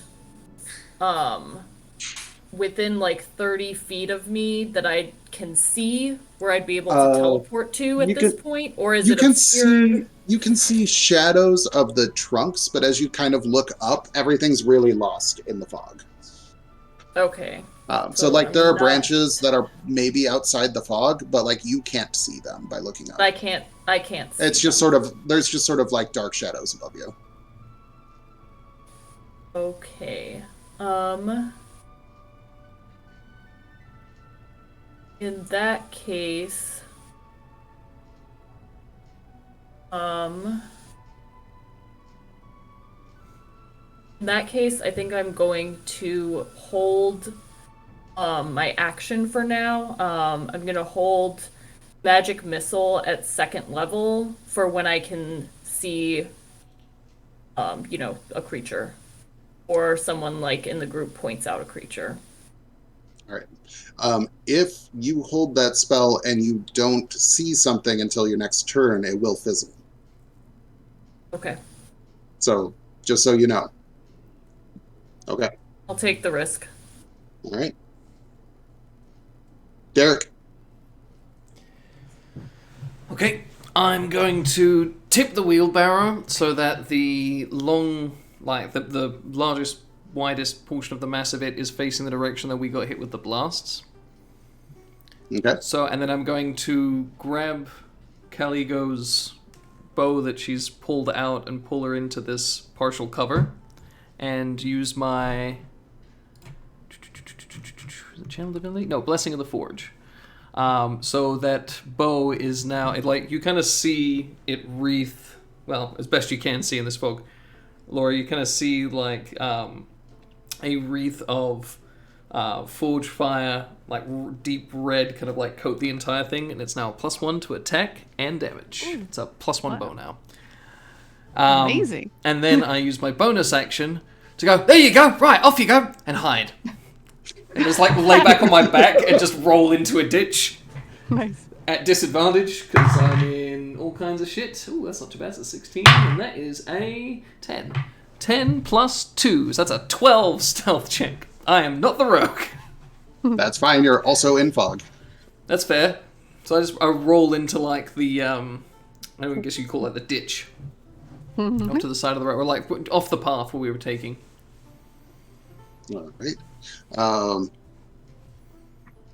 Then you see Grek kind of drops to the ground, and you see him kind of pull that little ghillie suit thing he's got over his head, and you see this mound shadow in the fog sort of slowly skitter over towards a tree.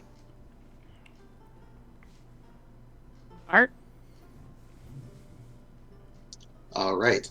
That brings us around to these creatures again. This one that's immediately above you, Caligo, that you can hear comes swooping straight down. And you can see as it gets very close to you, it almost looks like a large bat, but made out of ice and snow. And it has these really wicked, black ice claws that come down towards you and just claw at you. You can see this long, elongated face shape. You can actually make a knowledge nature check to figure out what this is. All right. Perchance does Antosha see the shadow come down? Yeah. Yeah, you're right there. So yeah, no, Antosha, you can actually make this out as it gets right up next to your compatriot. A 16 plus 4 for dirty 20. Okay. This is some sort of small, you've seen not this type before, but it's a small elemental. Often you've heard them referred to as mephits, but you've seen different kinds down in the swamp. This one's new to you. Yeah. I like to imagine that as this thing is flying down towards her face, she sees it in slow motion and it's just doing a Sherlock Holmes thing where it's oh, okay, this is the claws are like this and the consistency of it seems vaguely magical. It's a mephit, but what kind? And then it's what? But what kind? Oh, not now. Oh, not now. And that is 16 force damage at the one that I can see. All 4 darts. Holy shit! I was examining that. Is it? Yeah, no.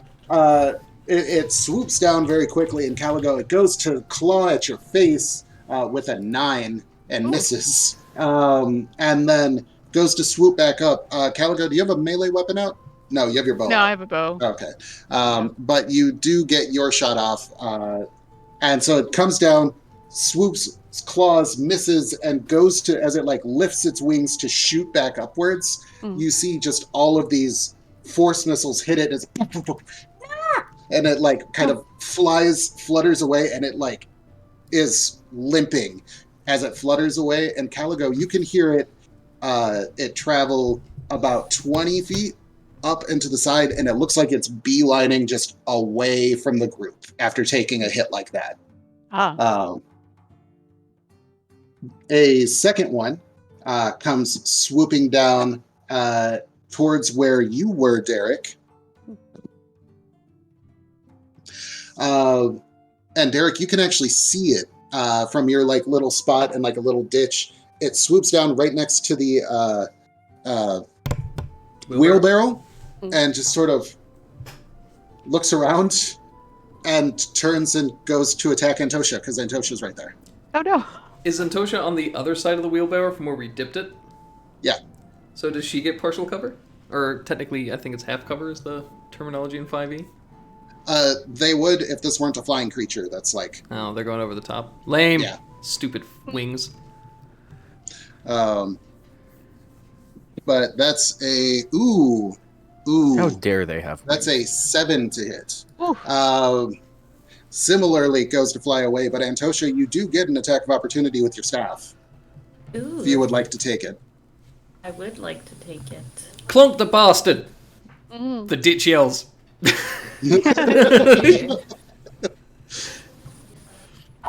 Motivational ditch. Ooh, natural 20 for a Wow. 23 to hit. That does hit. That does. Well, Great. And Yeah, then do go I ahead get and roll crit? damage. Do Yeah, I get you to get crit to- on this? Yeah, you get to double your Dice. damage die. Oh, really? I rolled a 1. That So sucks. that's a total of 4 damage doubled. Did you double your dice? You get to roll your dice twice, is what he means. Yeah. Oh, roll I your- get to roll them. Yeah. I find it more fun to roll a shit ton of dice. So here we are. Alright, so yeah, When you that crit, first roll one all the does dice. 2 damage. hmm And the second one does 5 damage. So that's 7 damage total. 7 damage total. I Okay. believe that is bludgeoning, yes. All right. I don't think that. Ooh, bludgeoning, you say? mm. Bludgeoning. Well, it hurts it a lot. Like you catch it, and you actually feel when you swing and strike it that the crystal of the ice actually starts to give, and it looks like that bludgeoning hit does more than you would have expected. I yell and- out to everyone, hit it with stuff, it hurts it. Would hope That so. was the plan. What? They teach you that in preschool! What? So and you see this one similarly kind of takes like a beeline away from the group. The next one, actually, I should be rolling these recharge dice. Nope. The next one comes and flies down directly to you, Antosha, and swings for a Jesus Christ. Does an 11 hit? No, it doesn't, right? You're at a No. 15? Yeah, okay. I'm at a 13 right now. So it swoops down, goes to strike at you, misses, and goes right back up into the trees above. Next, after that one, back at the back, Alar, one you see go down to where you were, where Mama was, where Grek was, and literally no one is there anymore. It drops down, it kind of looks around, and then flies towards the shadows, towards the front of the group, and the first one it comes across is Antosha from the back. But Yeah, mage it tank. ends its... What? I said, yeah, mage tank. This one flies and uses all of its movement to get there, and hits with an 18. I mean, yeah, that one's gonna hit. For, all of 4 slashing damage and 3 cold damage.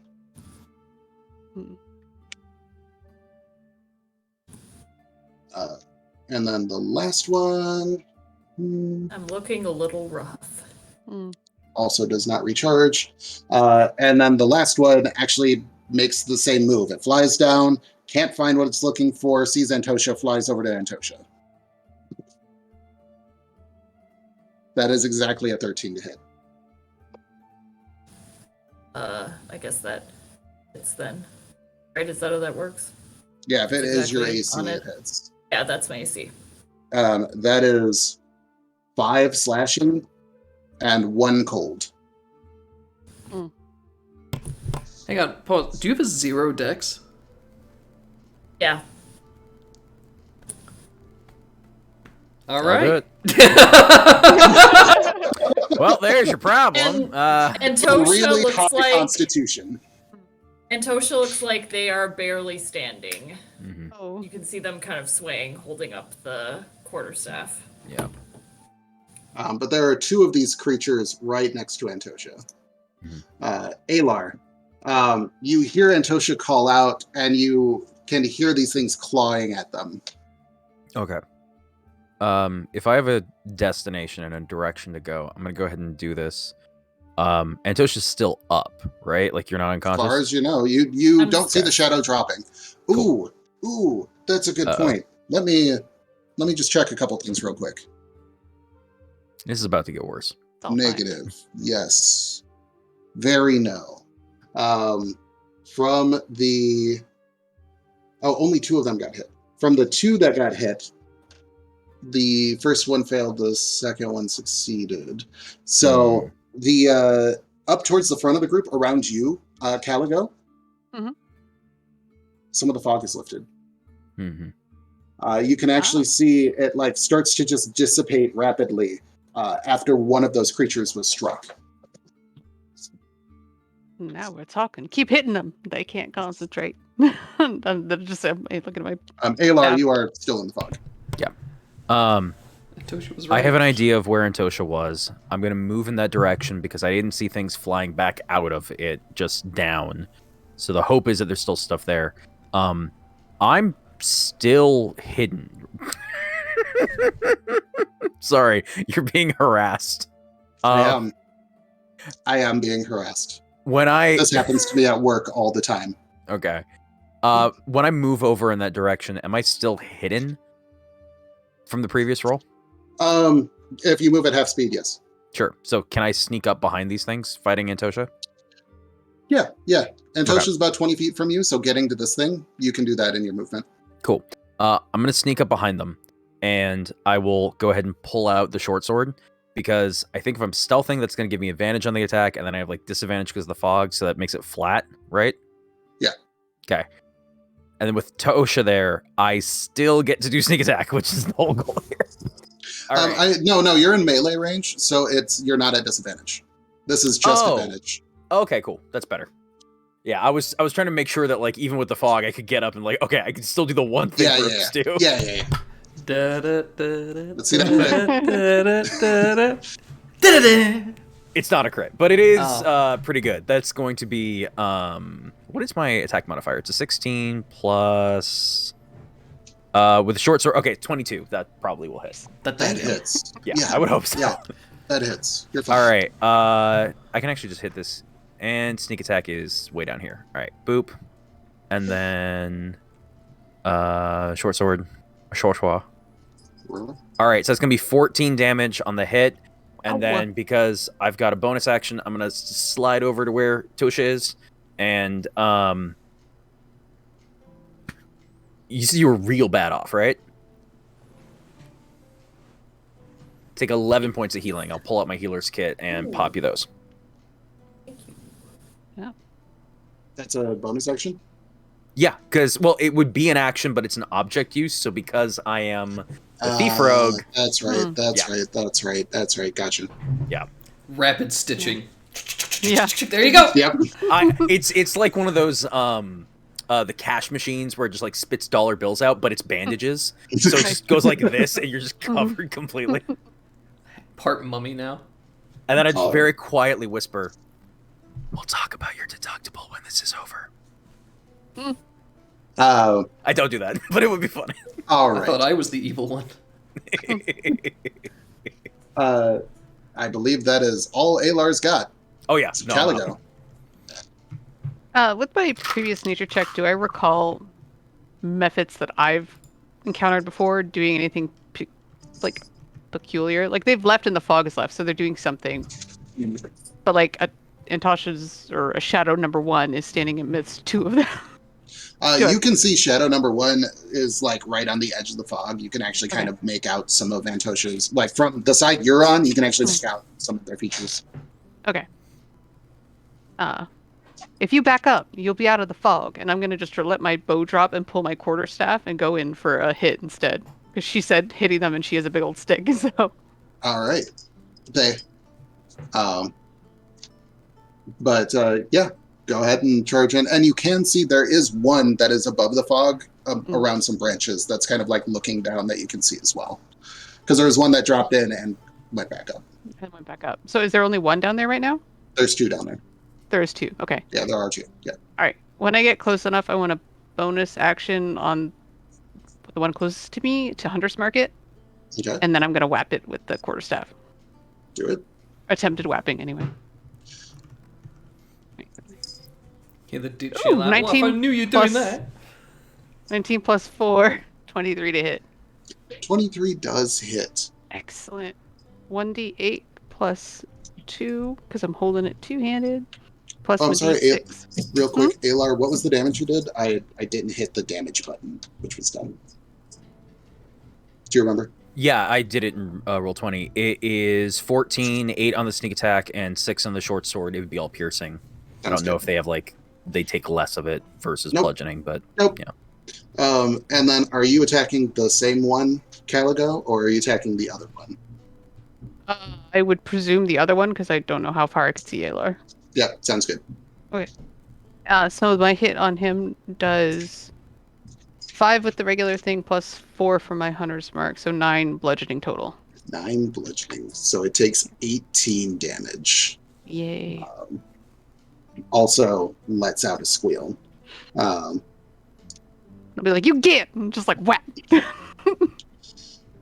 Mama Faye from up in the tree.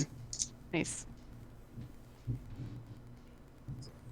She's spry for an old woman. Right? How wide is that range? I don't think you can see into that fog where that's all going on, so that sucks. Let's see. Can you see the other tree one? One up? She can see the one up top. Actually, if you remember her major attack spell that she has prepped is Ice Knife, which is not Nah, against Method. doesn't seem like the thing to do. Your attack has made it stronger. But she can see Antosha on the edge of the fog there.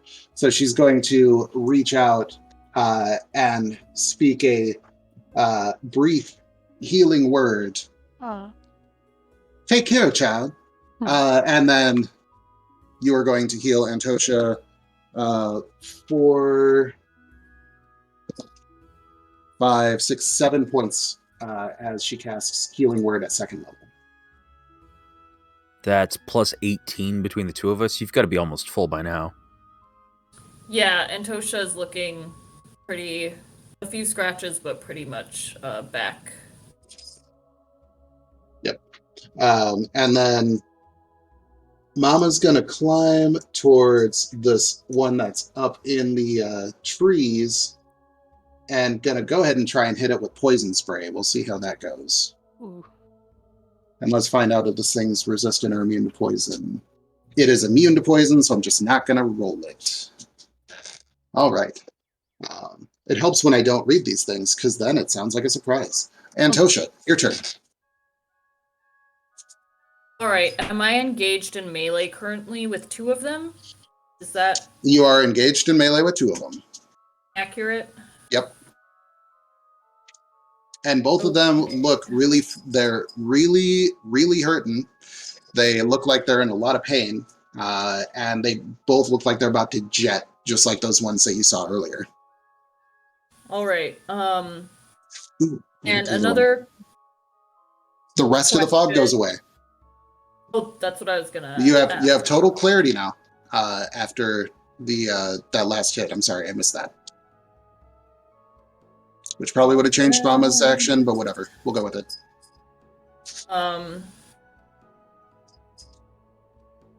I am going to cast Magic Missile at 1st level. All right. How many of them can I see right now?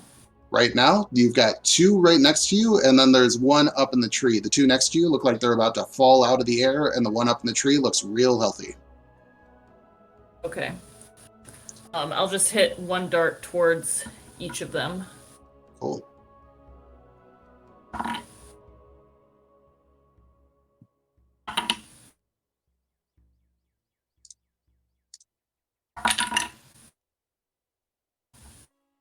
So that's 5, 2, and 4. And we'll just go in order, so the 2 next to me will be a 5 and a 2, And then the 4 will be the one that's flying further away. That's all force damage. Okay. So the weaker of the ones next to you, you hit it, and it lets out a scream. And just as it looks like it's like starting to fall to the ground, you see all of the like ice on it. It has this little like crystalline heart right towards the center, and you can see little shards start shooting out of it, and it starts to glow before bursting. And I need both you and Caligo and Alar to make me a dexterity saving throw. Okie dokie. Whoop. 17 plus 6, 23. That's probably fine.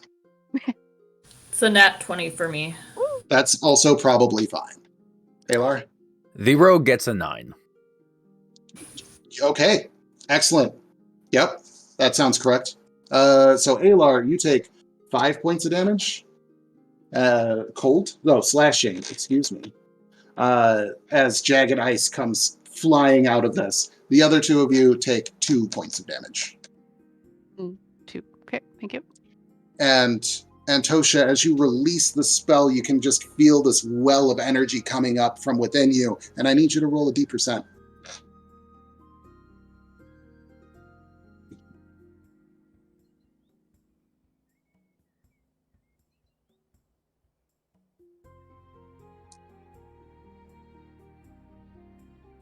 That appears to be a 19.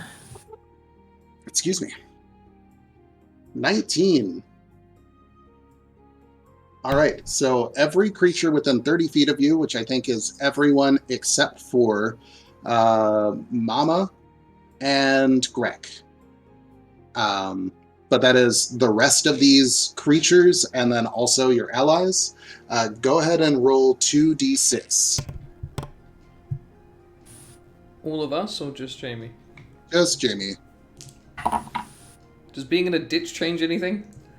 Does not. That's a 5 and a 2 for a 7. 7. So everything within 30 feet heals 7 damage. I was not expecting that. Does that include me as well? That includes you as well. How many of these things are left in terms of like where are they currently, and how many just got healed by that too? 2 got healed. Mhm. The one that shattered, it's a little beyond that. But the other one looks a little bit healthier. Still looks like it's trying to bolt because it bit off more than it could chew. And then the one that's up above and kind of realizes that it's just the 2 of them left also looks like it's reconsidering its life choices. Gotcha. Anything else on your turn, Antosha? I would like to burn 2 sorcery points to get a spell slot for my bonus action. First level slot. Correct. Okay. Do it. Derek. All right. The fog's gone. You feel a little bit more exposed. And there's one next to Caligo, Antosha, and Ayla, and there's one like in a tree. Is that what I heard? Yep. There's one next to them in the air, and then there's one above them about 10 feet, kind of around a tree that looks like as the fog cleared, you could see its face change from, I'm going to attack, to, oh shit. Can I grab Caligo's bow on the way to them? Do they drop it on the floor? Yeah, it's on the 4th floor. Yep, sure. I'm gonna look very indignant as I hand that back to Caligo. Kind of like glance off to the mephit and smack it with my wrench. Okay. I spent some good hard-earned magic on this thing. So I don't know what my attack is. 15 plus 3. So 18 total. Yeah, that hits. Ooh, for 7 damage. Fuck your heal. Oh wait, can I smite? Or is it already dead? Yeah, you don't need to speak. So you just crack it a good one with that wrench, and it goes through, like, you've cleared ice with this wrench, but you've also struck creatures with this wrench, and it feels a lot more like the former than the latter, and it just gives. Right, bludgeoning. And so I do need saving throws from all 4 of you. All right. In my defense, I didn't see this happen the first time. 14 plus 6, dirty 20. Okay. Lost my... That's a 2. That's a 10. We have switched sides. I am at a 25. Well, okay. Antosha, you take 2 points of slashing damage. Everyone else succeeded and takes 1. Man, I'm glad I rolled the 19 on the die on that one. It was really key. Key. Anything else on your turn, Derek? Actually, because I don't have to smite, I can use a bonus action to disengage. So you just see like this goblin like come tick, tick, tick, tick, tick, like feet up, puts the bow in Clego's hand, clunks the bloody method, and then like huffs just indignancy on their face and just kind of like scurries into the forest behind a tree. Sounds good. All right. So there's 2 that you can see kind of in the distance a little bit, right at this point, about 50 foot away. They're continuing their travel way the hell away. Due north, heading towards the mountains, it looks like. Is the intention here that they are flying away from us and they're like gonna be out of combat range, more or less? It looks like they're flying away from you as fast as possible. Okay. And you see the last one that remains, that's about 10 feet above you all, looks down, looks at those 2 in the distance, and does the same. Okay. The reason why I ask is because some of us have some like really good ranged weapons. Yep. I don't know who's up next. I was just like, Alar is going to take pot shots at them as they leave. Yeah, I don't know what other people want to do. The one that's closest to you takes a double move, so it's 60 feet away. And you're not in that dense of woods here, so you have a pretty clear shot. The other ones that have continued go another 60 feet, which means they're about 110, give or take, feet away. And they have partial cover because of how many trees are between you and them. Who's up next? You. Oh, okay. I'll aim for the near one then. I'm going to go ahead and use the bonus action to do steady aim. Okay. My movement goes to 0, but I get advantage on the shot. Okay. And it's still within 80 feet, so that's the short range on my short bow. And now we get the crit. Okay. That is going to be 4d6 plus 4. No. It's going to be 66 plus 4. All right.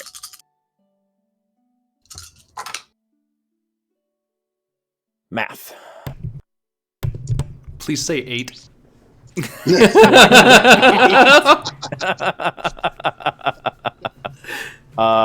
Unfortunately, no. That is going to go ahead and be 10, 18 plus 4 is going to be 22 damage to the one flying away that's closer. You take a steady aim, take your breath, wait for just a second, let the shot go. You don't see the shot hit, but you see the as as this thing explodes in its death throes. Caligo. I'm just gonna let the quarterstaff drop and like huck up my bow and be like, "Oh, thank you, Cher," and grab an arrow and run 30 feet towards where the fires are going. And one of them is weaker, right? One of them is weaker, yes. Okay, I would like to move my hunter's mark. They both look real bad, to clarify. Yeah. Okay. I'm gonna go with one with like a wonky wing that's having trouble. Move my hunter's mark to that one, and then take a shot at it. Do it. Let's go. It does have partial cover. Okay. So how does a 21 suit you? Yeah, that's fine. All right. That's good. Well, that's acceptable. We'll say You said they were heading north, right? they're heading Mhm. north. You see the mountains looming in the distance. Mm-hmm. So that is, hold on, I'm +4, so 9 plus 5, 14 piercing damage. 14. Yeah, same. Mhm. You don't actually see this strike it. You just see that in the distance. I was kind of hoping when it exploded, it would hit its friend. I'd take it out. What's the range on this? Top gun style. It's not flying within 5 feet of the other one. Darn it. All right, that's all I got. All right. Cool. Mama's just gonna climb on down, make sure everybody's okay. I don't see why we got to shoot them that far away. They obviously ain't bothering us. They bothered us These- plenty, and so we shot them down. These things came down from the mountain, right? If they're flying back that way. Both Derek and Antosha, you've heard of things like this, things coming out of the ice, creatures of ice in the mountains all around here. It's kind of a feature of the place. It's more of a Oh, so this is a natural- normal thing. This isn't like This is- dwarves on hands and goat monsters. Kind of Right, thing. right. This is not a dwarven tumbler. I forgot about right? the dwarven acrobats. Most cursed monster. Mhm. Dwarves on hands. Sounds like a terrible name for a bar. Are we out of Oh, and initiative? you're out of initiative.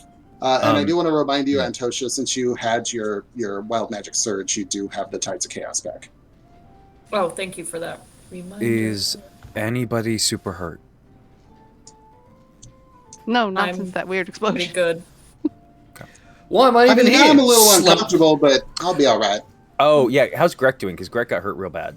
Greg does not look okay. I'm gonna go over it. Greg is 'Cause- having a real bad time. Well, the thing is the healer's kit does one thing versus literally the spells of everyone else in the Yeah, party. yeah, So yeah. I'm gonna go help out Greg. How many hit dice does Greg have? 2. Cool. Subtract 1 from the number. That's gonna be an 8 hit points to Greg. All right. You got him to max from where he was. Yay. I'm gonna need a new kit eventually. Thank you for patching me up. Never seen anybody work quite that quickly. Is it good? Like, is that going to take? You did that in like literally like 2 seconds. I've got fast hands. That's weird. Gross. It's weird. Picture Greg be like, oh, thank you, and then like checking his wallet. Speaking of, let's get that sleight of hand check in there. What's he got on? Are you Yeah, okay? that- You feeling okay? Is everything you doing? No, you if I doing wanted to well? rob Greg, I'd have stolen his mirror or whatever back. What are you gonna take from him? He's only got a shovel to his name. Oh. He looks around. I just have a shovel in his boots. Oh, All right. it's the deductible. So you make it the rest of the way back to camp with So put no the other barrow issues. back in the wheelbarrow. right. Pick up the heads, I assume, Ew, no. Um, Kaliko can do that. and you make your way back to camp. And we'll go ahead and take our 10-minute break there. We'll be back at 18 after, 19 after. Screw it, we're going to be back at 20 after. That's just an easy round number. Okay, see y'all in 10 minutes. See ya. Bye. DC's here. Hi, DC.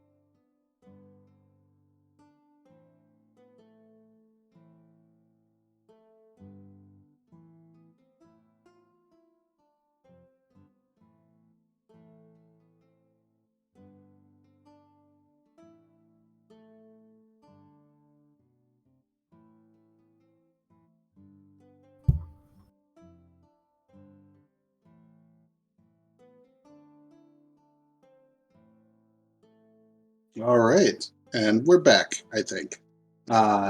Excellent. So you've made your way back to Greg's camp to bed down for the night. Is there anything that you all would like to discuss, sort out during this evening? Sorry. Of a noble? Yeah. Yeah, Yeah. certainly. Certainly. Let me here, and he grabs just some spare bedding. I don't See, suppose you've got a bag about the size of 3 heads? That's a very specific request, and I'm afraid that I don't Okay. carry a lot of heads around. I mean, You don't go bowling then? that's macabre. I was gonna say we got bags for collecting berries and such that would Another work. sheet would suffice. Yeah. Just fine. Let's do that. Yeah. Again, general gruesomeness. Probably not a good idea to have that being the first thing people see when we get back. Yeah. Yeah. You don't suppose... I don't want to ask this. Do you suppose I should go back to town with you and tell my side of the story? Or do you think you all got that covered?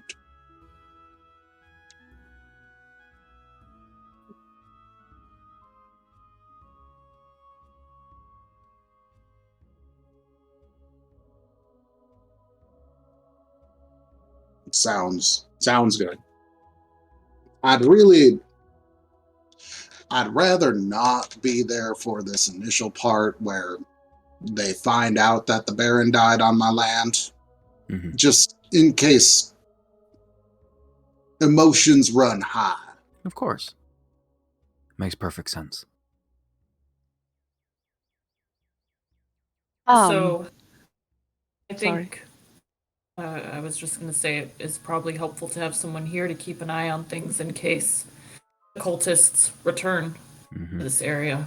I mean, if the cultists return to this area right here, I'm not going to be keeping an eye on it. I'm going to be hightailing my way. Well, I think out. that's the point, is that, like, you could make your way out and let people know that something's been going on. Get word out that they're back. Who's back? Oh, The that the cultists. cultists have... Yeah. Yeah. Well, I wasn't planning on running towards town, but No. yeah, I could do that. Anyone, literally, you know. So Not a lot of folks out that. That's why I run that way when something goes wrong.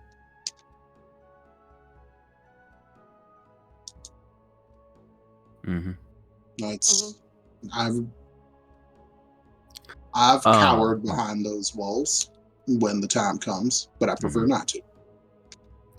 Alar is going to look for an opportunity to speak with Greg solo, but until that point comes, he doesn't have any more questions. Callie wants to show Greg the variety of seeds and berries and stuff that we found to see if he can help further identify if these are all crops found in the area or not. Oh, that's a bitterberry seed. So we got those. They grow out here. They grow on top of the peat, especially where it gets nice and wet. That's a pine seed that, if it's local, it probably comes from furbeards. And starts going through, names a bunch of berries, and then some of the grains. He's like, well, I don't know this stuff so well, but if I had to guess, this is the kind of thing that grows out in Till's land. So these items here are representative of all the crops in the area then? Oh, when you put it that way, it doesn't look like they missed too much, no. Yeah. Mm-hmm. Well, that's very interesting. Thank you, Mr. Greg. That's actually an interesting thing to note. You said... Oh, thank you. Sorry. I mean, no, you're right. The food that was being spoiled. I mean, most of the goods up here are going to be things that are grown here, especially if you're exporting things everywhere else. Do you know if there was food from anything imported, if you'd heard something about like the nobles dealing with something that was having the same sort of rot problem. Or was that mostly confined to the stuff up here? I mean, nobles don't really talk to me. Yeah. Well, when they talk, they're loud, and their complaints tend to be heard quite far. So We don't. This is where you come for food, you know. Fair enough. So No. we don't really ship it in or anything like that. Especially in the winter, it's not an option. Yeah. I think I'm actually. Alar is gonna shoot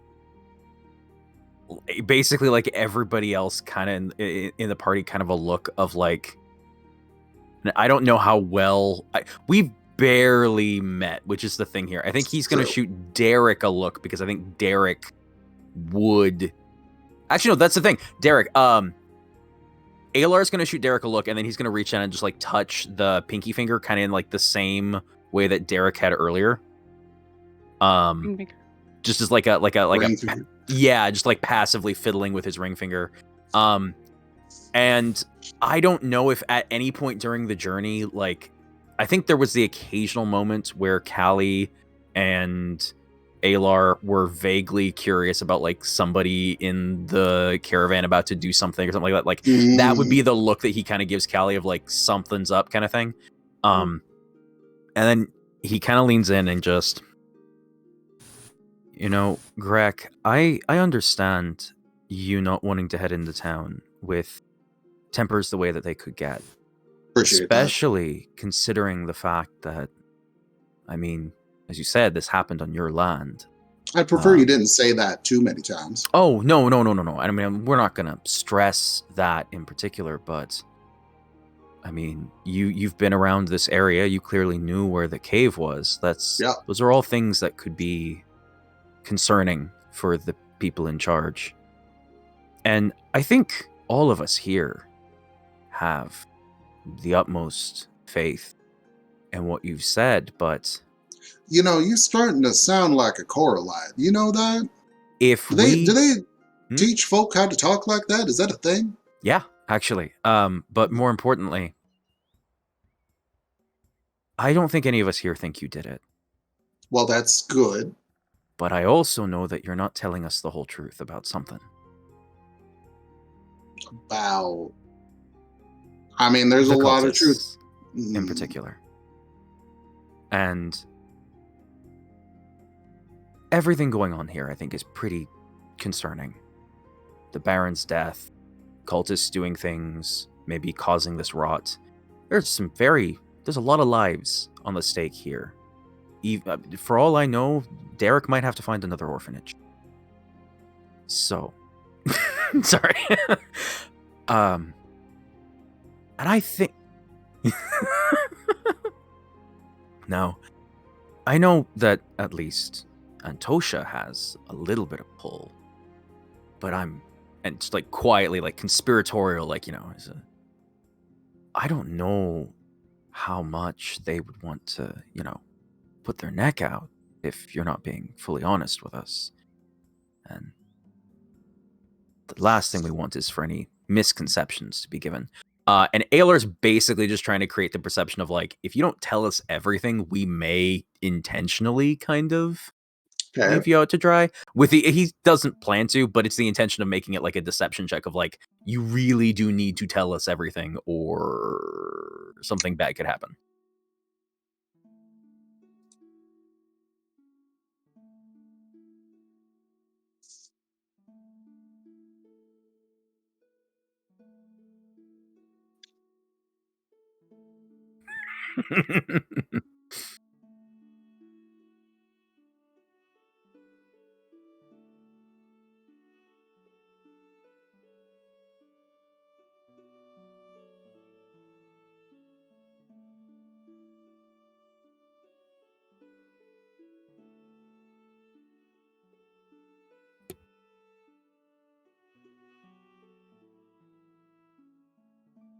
Before you respond as Greg, if Alar had given Callie this signal prior, she would have tried to corral Mama and gone off to talk about the qualities of this here spot of silk, and I'll go do some hunting while these lovely lads just hold down the fort, and then like blah blah blah blah, just wander off with her.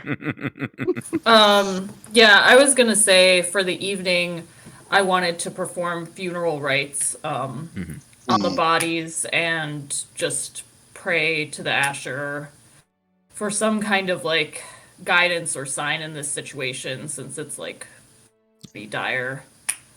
So I wasn't planning to really stick around for this, since I didn't think anything weird was going on anyway. Okay. That would make it a little bit easier to be like, oh, those Ashers, you never know what they could be up to. They could throw you under the bus. You don't want us to. We don't want to let that happen. Crafty. We're on your side here. That's kind of the intention. It's not like I may not be doing this well. The intention is like, look, like you got. It sounds like you're trying to be both good cop and bad cop. No, I'm trying a little bit. I'm trying. Give me a deception check. Give me a deception mainly, check. yeah, okay. Subsuasion, please. Yeah.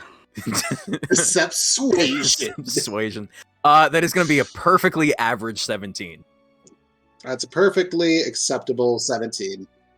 I have a +7. That's what I get on a 10. So.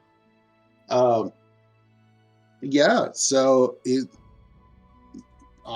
maybe. Am I supposed to be trusting you right now? Like I'm real confused. Yeah, that's kind of the impression that I'm getting.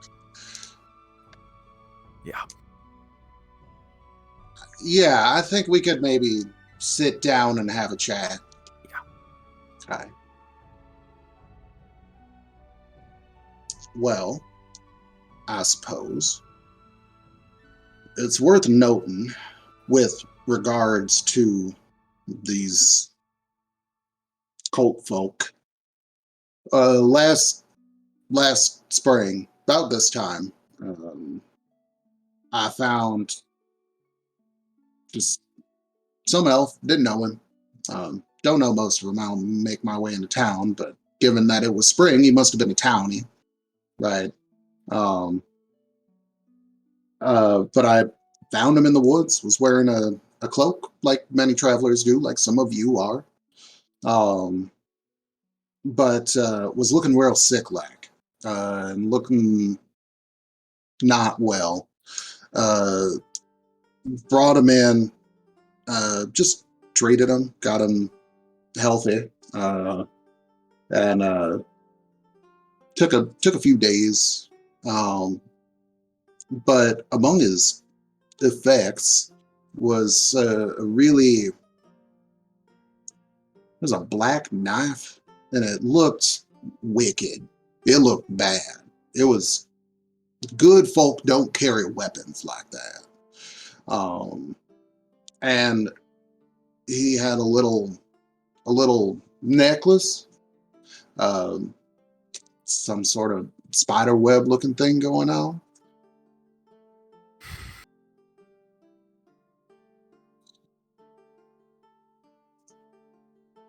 We have both those symbols and those knives, yeah. Yeah, like exactly like that. Yeah. But I got him back to health, and it was just some stranger on my land, you know. Mm-hmm. I didn't ask, honestly. Yeah, it's in my book. It's in my book. I know his name. He didn't seem too keen on talking, you know. But when the folk come up from town, the Coralites,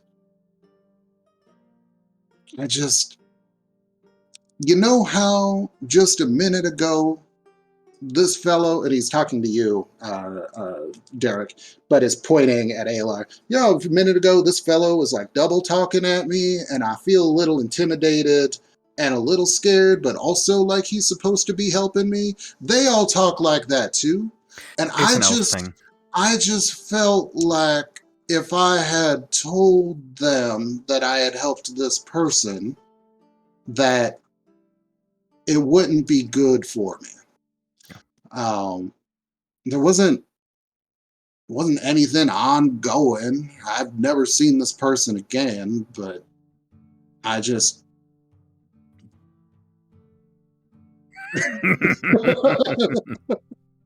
What was that? No.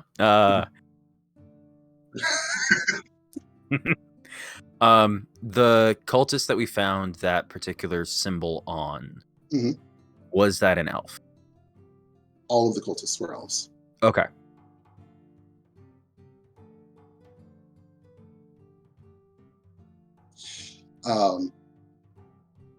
I don't. They've talked about before that and since then. If they found out that I was aided and abetting cultists, and I heard the same from Furbeard, they think he's doing the same. I think just because we ain't elves, or maybe because we got these forests and it's a big tract of land, and I don't know. There's some weird prestige things where people think it's important to have a lot of land, but they don't think it's important to understand how to work that land. So I'd rather they not take the land from someone who knows what they're doing with it and give it to someone who don't. Yeah. You know. Also, I'd prefer they didn't take my land. Furbeard. Furbeard, he knows what he's doing with it, so I don't want them taking his land either. But with a name like Furbeard, I'm assuming not an elf. Dwarf. Yeah. Dwarf. I ain't heard the same from Devlin Till, though. Mm-hmm. Shockingly. You heard the same from Devlin Till about... I ain't heard the same from Devlin Till.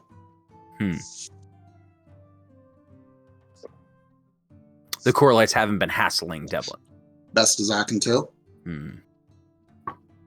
That's Best as I can tell, he's know. probably the one that would end up with my forest if something were to happen to me. Wow. I think it might be worth us spending a small amount of time to give Devlin Till a bit of a visit.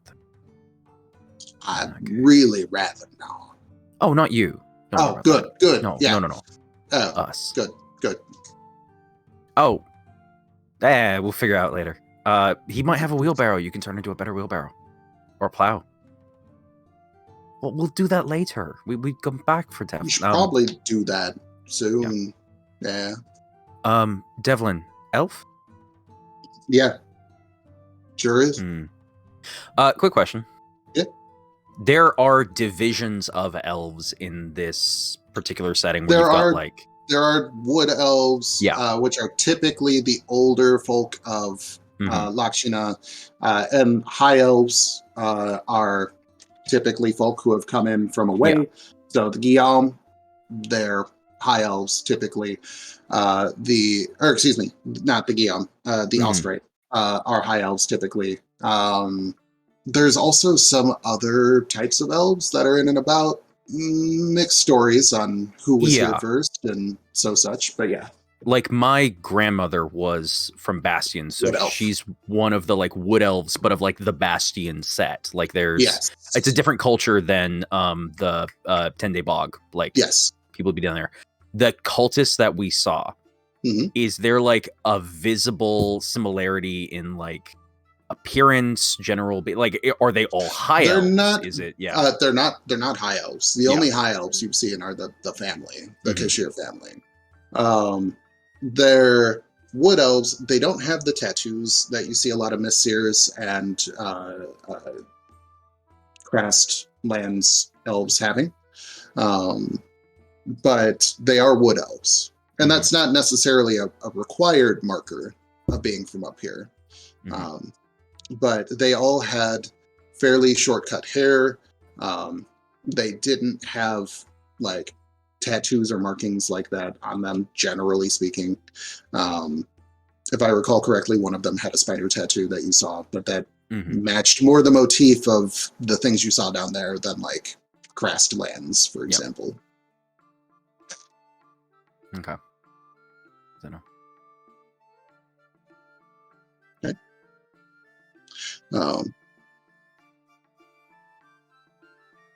Is there anything else you need from me?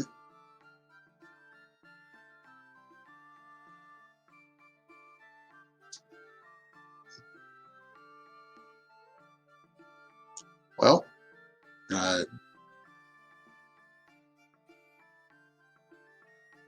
yeah, I can take first watch with you.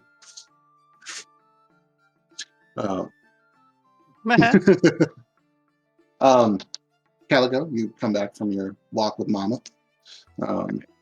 Seems safe enough. Antosha, you finish your rites, head back. Bed down for the night. First watch is apparently Greg and Derek.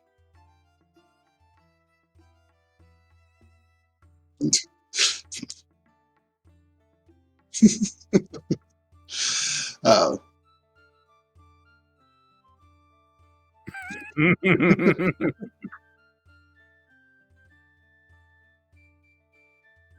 Do you see that old woman over there? Yeah. Do you see that old woman over there? You don't want to piss that old woman off. She'll just fucking kill you. You don't want to mess with Mama. They call her Mama for a reason. They're like, I'm on your side. I'll try to help you. You don't want to piss off Mama.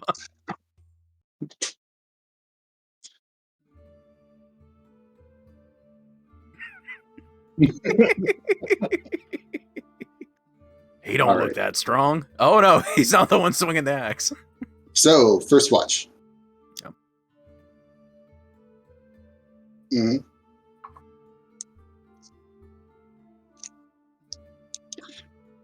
Vela.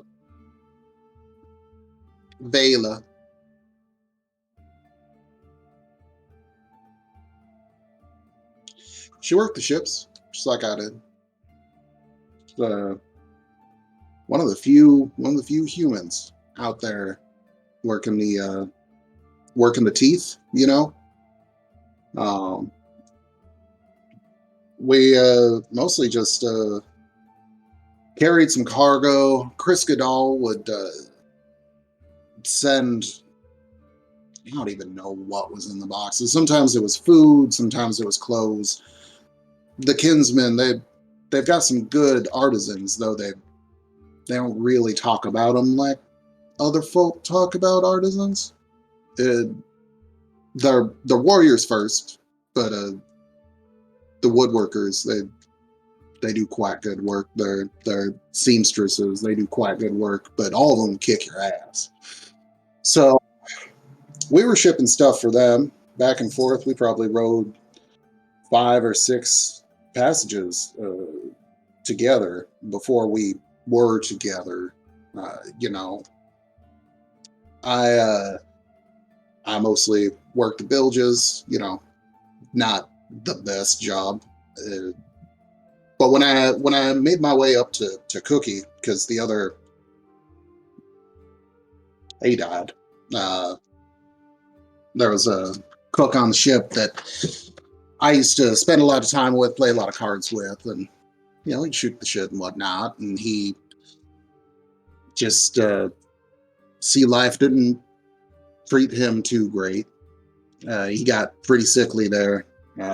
Turns out, like, we didn't have the right kinds of food on board. Like, if you don't stop often enough and you don't have the right kinds of food on board, you can just die. Nobody told me that before I started. So anyway, I end up Cookie, and she was the what's the quartermaster.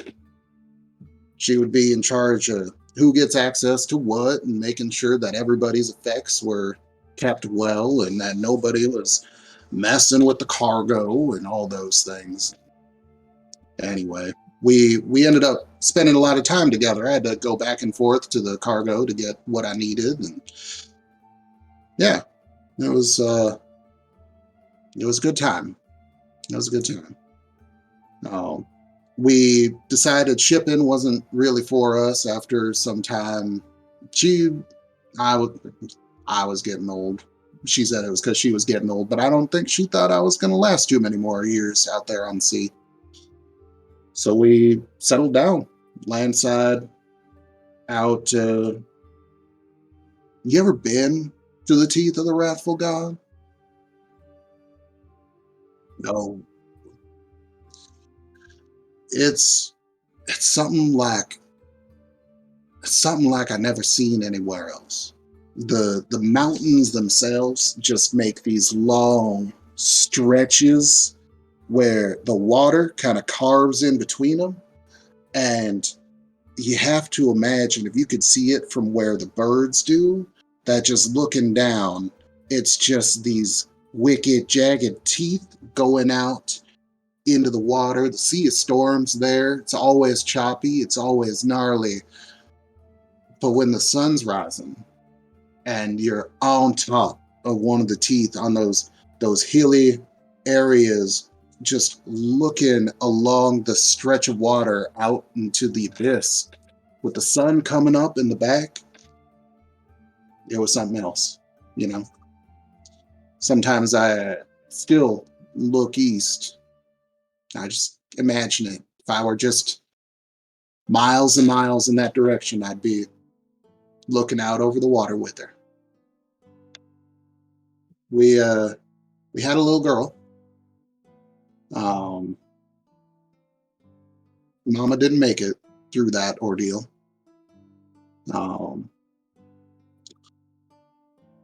Raised her as best I could.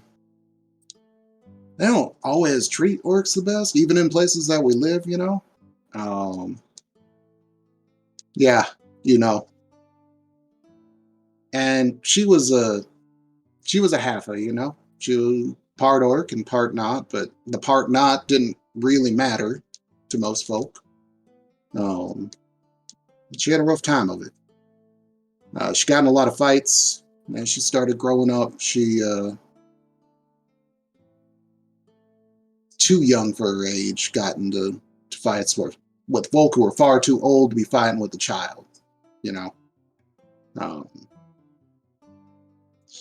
She pissed off some drunk sailor. The drunk sailor did something dumb. Said something about her mama. And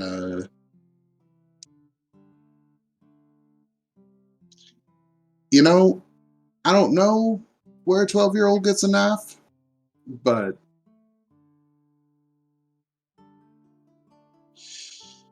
so she got in a fight with that sailor. She slashed him up good. He and some friends came looking for her, and we ran. We ran to the frozen north. It's a place you go that people don't go. So you know, we ran to here. But it was the winter. We had nowhere else to go. We crossed over the mountains from the Godal side, from the highlands. She didn't make it. And I was out of my depth. I'm not a mountain person, and I failed to get her here. But I'm sorry, you asked about my wife. I think I finished that story.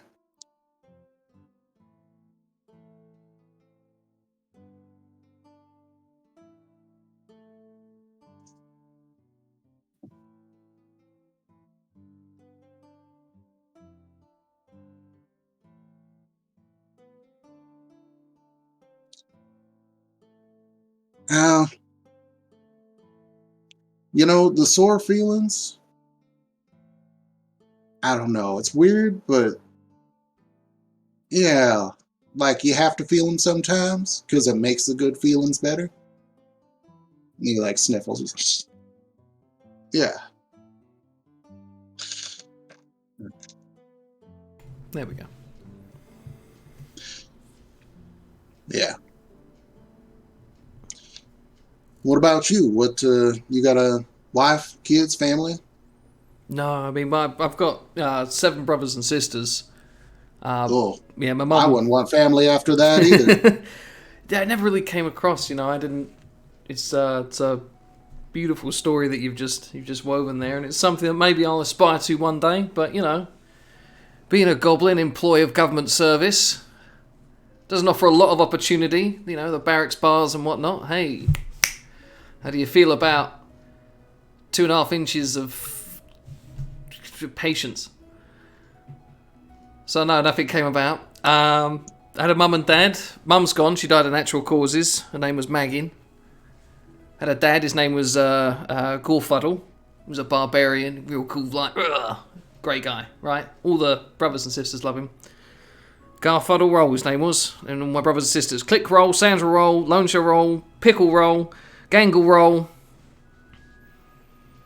They were, they were a decent enough family. I wasn't blood related to that. Well, I was half blood related to them, if you will. Mm-hmm. They were all Garfuddle's kids. Yeah. Yeah, and I wasn't. So she was a great artificer, wonderful woman. Raised me, taught me everything I know, and then he killed her. You know, like I said, natural causes. So. Oh. Right. Okay. Yeah, this just made it real awkward to hang around the family. So I went off and sorted my own self out. So I don't really have a story like that.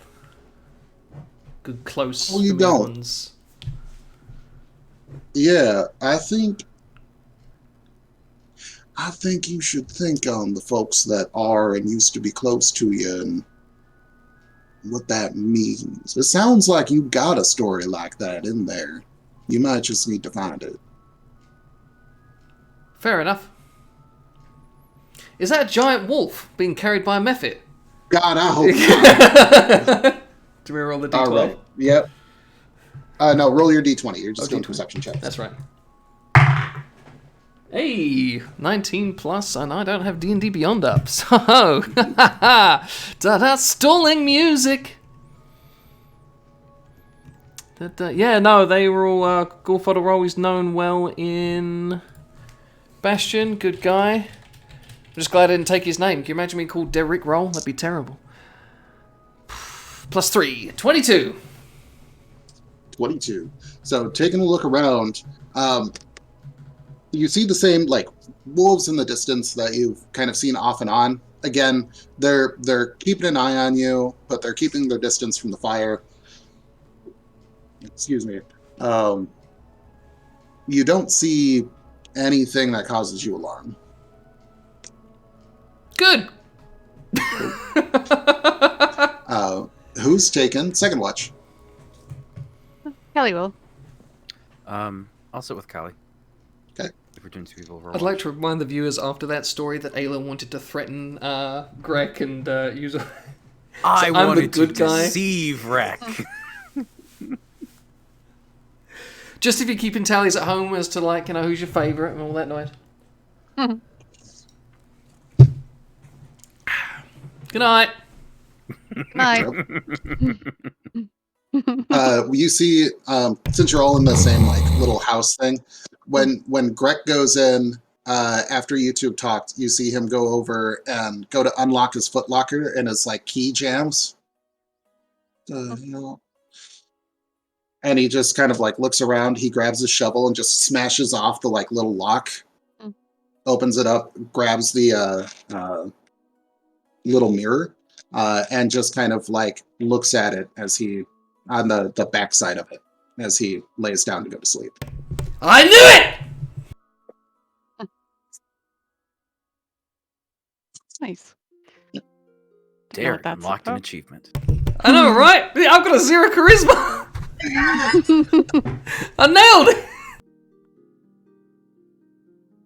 Would you tell me about your dead wife? Yeah. I had to try that one at some point.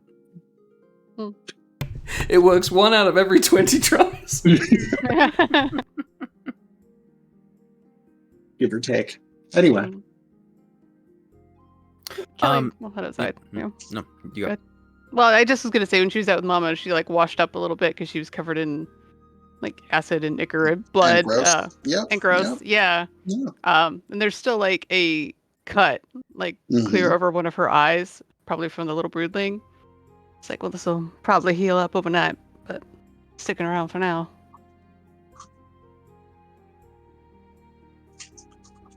Did you want me to take a look at it? Nah, it's all right. Thank you, by the way, for keeping Mama busy, giving her something to do for a hot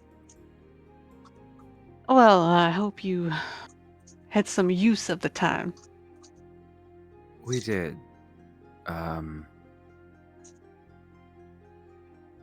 There are a number of consistencies in a bunch of the cultists that we've been running into and that Greg's seen. And it's starting to paint a very specific picture. So. All right. You do know that we are friends, and you can just tell me. Oh, I just don't want to repeat it for like 'cause Okay, but everybody you was do here. essentially, Like, yeah. he goes through the whole Okay. thing. Yeah, it's fine. No, I don't You tell don't have anyone. to No, pussyfoot nothing, around the nothing. truth. No. Yeah, no. He will go through the whole thing. Okay, thank you. And then just, everything about like all the elves and Devlin Till and maybe heading out that way, and then That is disturbing, to be sure. That they might try to take land from people just because they're different. that's nothing new. No, it doesn't make it right, does it? No, it doesn't. But for the most part, there's not much that. Well, I mean, we could pay Devlin Till a little bit of a visit and just see how that's going, but the larger scheme of things, there's not much that I, at the very least, can do about that. Mm. But, and I know Mama's mentioned it, that she's here for that mysterious giant pile of rocks that appeared out in the middle of nowhere. And I've gotten the impression that you're here for that too. Well, I suppose there's no sense beating around the bush. Mm-hmm. In a way, yes, I'm here to see if there's any truth to that big story. And to be honest, I haven't been this far from home. Most of us haven't. So, it's a new adventure. Can I ask why? Like, I kind of understand why someone like Mama would be interested in that. And I understand why someone like Tasha might be interested in that, against like on their back door, effectively. Hmm. I don't understand why the folks at a 10-day bog would be interested in that. Do you know much about our origins? No. No. Well, let's just say that once upon a time, we had a beautiful permanent home, too, that fell into the swamp. Now we roam forever. But if a castle can bring itself back up from the murk, if everything can get a second chance, well, maybe we could, too. And I'm very interested in that. Huh. Now that would be interesting.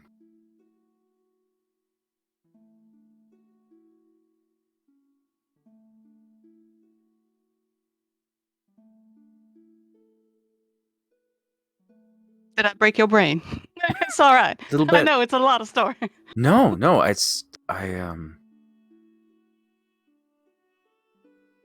if that's the case, that would be fascinating. Having something like that just show back up in the middle of nowhere. From such a long chunk of time ago. Ramifications of your people having to come up here to try to re-find it would be, I can't imagine that would be easy. Yeah. We all have our calling.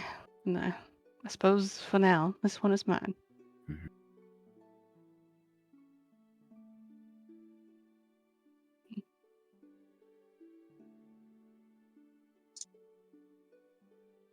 And I guess if we fail, it'll be one hell of a story. Well, considering the wrath of Mama and the rather impressive abilities of the rest of the group, I doubt we're that close to failing. So, no, I think we stand a pretty good chance.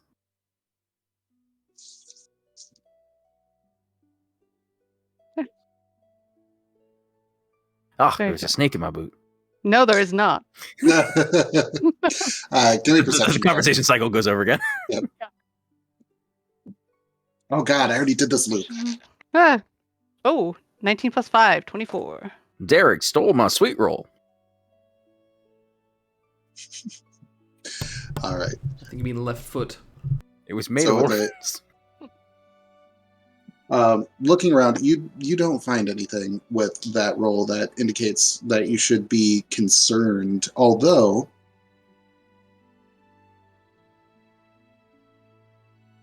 you find kind of near camp, there's like a small hill, and you make your way over there. It's like a 3-minute walk. It's very close.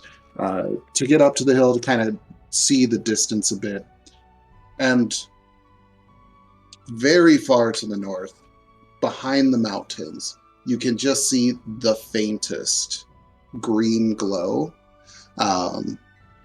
It doesn't seem as intense as what you've seen in the past. It's not localized what you had seen in the past. It's kind of the whole horizon on the other side of the mountain, and it's just very, very faint. But it just sets you uneasy, Caligo. Okay.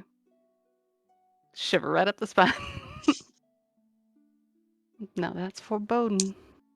We best skedaddle. Mama offers to take up the next 2 watches because she's got her elf rest time out. Antosha, will you be taking any of the watches with Mama? Yeah, I'll take one of them with Mama. She's not very talkative. She seems pretty pensive, considering a lot of things have happened in the last day or so. And also, that was some gruesome business, cutting folks' head off. And she's like a little unsettled by that, but also like gets what you're doing. But she's fairly quiet for once. Kind of strange. Yeah, I'm also just thinking over events of the day and we've learned and still need to figure out, and just keeping an eye out. Mm-hmm. I'm not going to have you 2 roll perception checks. The camp has been fairly safe and clear. You make it to the morning without issue. What are you doing? Taking an hour to turn a piece of armor into a bag of caltrops. Yay! Yeah, you take like 1 plate. It's not like plate armor, but there's some metal like piece, or excuse me, there's like light mail. So you like take a section of mail and you're just like caltrops, and you still have like 3/4 of the armor left. Ayla, I've got a present for you. I might have one for you. I have a very limited understanding of magic. Do you have the ability to like figure out what stuff does? Maybe. Sort of. What do you mean by stuff does? I got a bag of 4 magic gems. I need 10 minutes per gem. We got nothing but time. I think this morning, when you go past Callie, normally she meditates like Mama does, but this time she is asleep on her side on one of the cots. And when you wake her up, she turns and opens her eyes, and the scar isn't healed, but the eye that was marked now has like a golden, almost amber color circle around the outside. And as she moves, there's this little medium-sized figure curled up next to her, and it opens its eyes, and one is bright gold, and the other is bright gold with essentially Callie's hazel ringed around it, and it is the head of this little, right now, golden drake. It just kind of the fuck! Looks at the group. Bow out. There's a dragon! Kill it! Getting the fuck away. Is that a dragon? He's got a bloody wrench. They're just like, Kelly, get away! Don't worry, I'll kill it! Antosha, you and Mama walk in from the last watch to see, like, yelling. You hear, is that a dragon? Yeah, that's all going on. Yeah, I mean, I'll rush in to try to see what's going on. yeah, just gotta spring to my feet and like spread myself out in front of this thing. Be like, no, it's okay, it's all right. He's kind of like fine. Rears its head up a bit, but then kind of like shrinks back. It's sweet, quick, breakfast! You You yelled cut and we out. didn't catch any of that. Why didn't you catch any of that? Can you hear me? Yeah, we hear you now. Womp. Yeah. Yeah, when you yelled, I think it redlined you. And Well, hey, the program works. Look at that. Hey. Anyway, I said, oh, good, it's afraid breakfast. Yeah. I'm so glad we went back for that. Yeah. No. She will grab her sword and defend this thing. This is what I've been hearing. The voice I've been hearing in my head. He's not gonna hurt you. He won't hurt me. He's good. That's the brood mother. No, I don't think so. No. Different voice in your head. He's How many This voices you got in your creature. head? oh, that's darling. I think that's we're a at story. 3. You keep your information to yourself. We're gonna have to. We're We're over gonna have to 3. take I a think there's watch 3 I know sometime and about. take a walk, a meaningful walk in the moonlight, and just develop on that a bit. I But yes, love- where did the dragon come from, or the drake come from? Okay. I think Just he was to be in my vision with the broodmother, and she was capturing us both. So, to be clear, was that the thing you killed in the cave? Killed. I don't think so. No, the corrupted broodling thing. The fetus dragon Oh, thing, right, yeah. right. Callie, you actually have the sense that this spirit thing that is currently in the form of this dragon Mm. was trapped in the thing you fought yesterday. Okay. So yes and no is your answer. His essence was inside that thing. I think they were trying to perhaps build their brood mother and take his soul. So, But this little thing is pure. just to be very clear, this is not a normal thing where, like, you wear your boots to bed in the wilderness because otherwise a snake gets in it. Kind of thing. We are not going to wake up and be surrounded by giant dragons. lizard things. No. Okay. No. He is mine and I believe I am his. So Derek's gonna be like, that is so cool, and like pushes the bag of caltrops like into Aylar's like hands as he walks by. And, how's it work? And pulling the wings out. Until, that's good.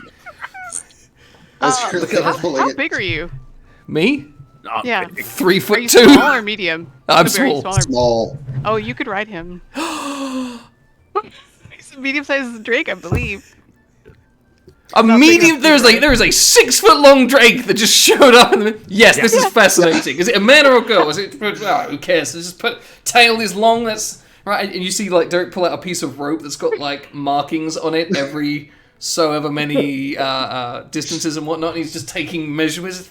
God, I could put a crossbow at the eye there. That'd be cool. Look at that. And I just, think like Is this- helpfully as you're measuring him, he like lifts up his foot so you can like take the proper things and look at his claws. It's just like very. Could you? Is he corporeal? Could he Very pull much the there. wheelbarrow? What? Could he what? Pull the wheelbarrow. Excuse me. I'm not having this majestic creature pull a barrel for your delight. oh, hang If on. you want to have Well, a barrel it wasn't for move, delight. What if I make the wheelbarrow majestic? then perhaps. Well, I will ask him. I'll Maybe a just, wagon? like talk to him in Draconic. Would you be all right with pulling a little wheelbarrow for us? Just like kind of a twist of the head. Looks back at you.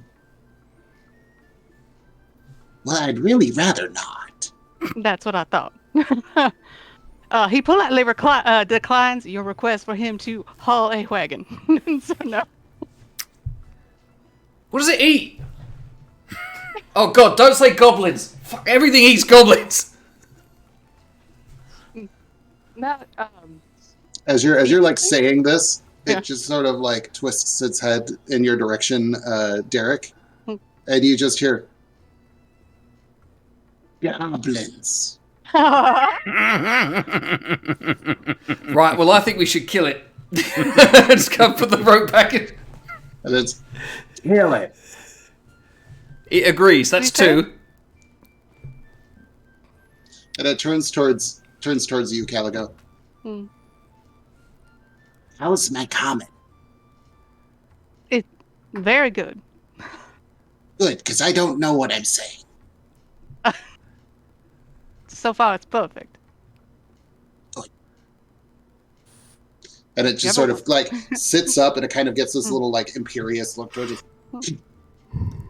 Sorry, so this is a spirit, but I can touch it. It's not a spirit. It has a spirit inside of it, but I can summon it. I mean, we So it all takes have a spirits form. inside of us. You can touch it. I would think. It's real. Where did the body come from? What's it made of? Dragon. It's a drake. It has scales. It's Well, made of alright, but dragon. would you just go pick a drake plant out from outside and suddenly it's in your bedroom? Do drake plants exist? Can I? This is as new to you as it is to me. This is not something I have seen before, but I just know that it is so. Right, well, I'm having a good day already. Me too. I'll just kind of like gently like touch its shoulder. What's his name? What is your name? I wasn't born yet. I don't have Oh. one. Well, we won't rush and name you. We'll wait. He doesn't have a name. He's just new. Let's call him Breakfast. No. Only if we call you Snack. Rest. No. I've got a brother named That's- Snack. That's what we're about to eat. No, you're not breakfast. Yeah, Snack Roll. He's a good guy. Actually, that's not true. No, she's in prison. But, you know, you gotta see the good in everybody. Yeah. Well, no, I'm not naming the only drake I have ever seen. Breakfast. Supper? Maybe. Don't you stop. High five. Low five, please. Raise our hands up, look at him, just put it back down. Should be something dignified. Like Sebastian or Norbert. Norbert. I don't think I know what dignified means. But we'll let him pick his name. He'll know. Something he likes.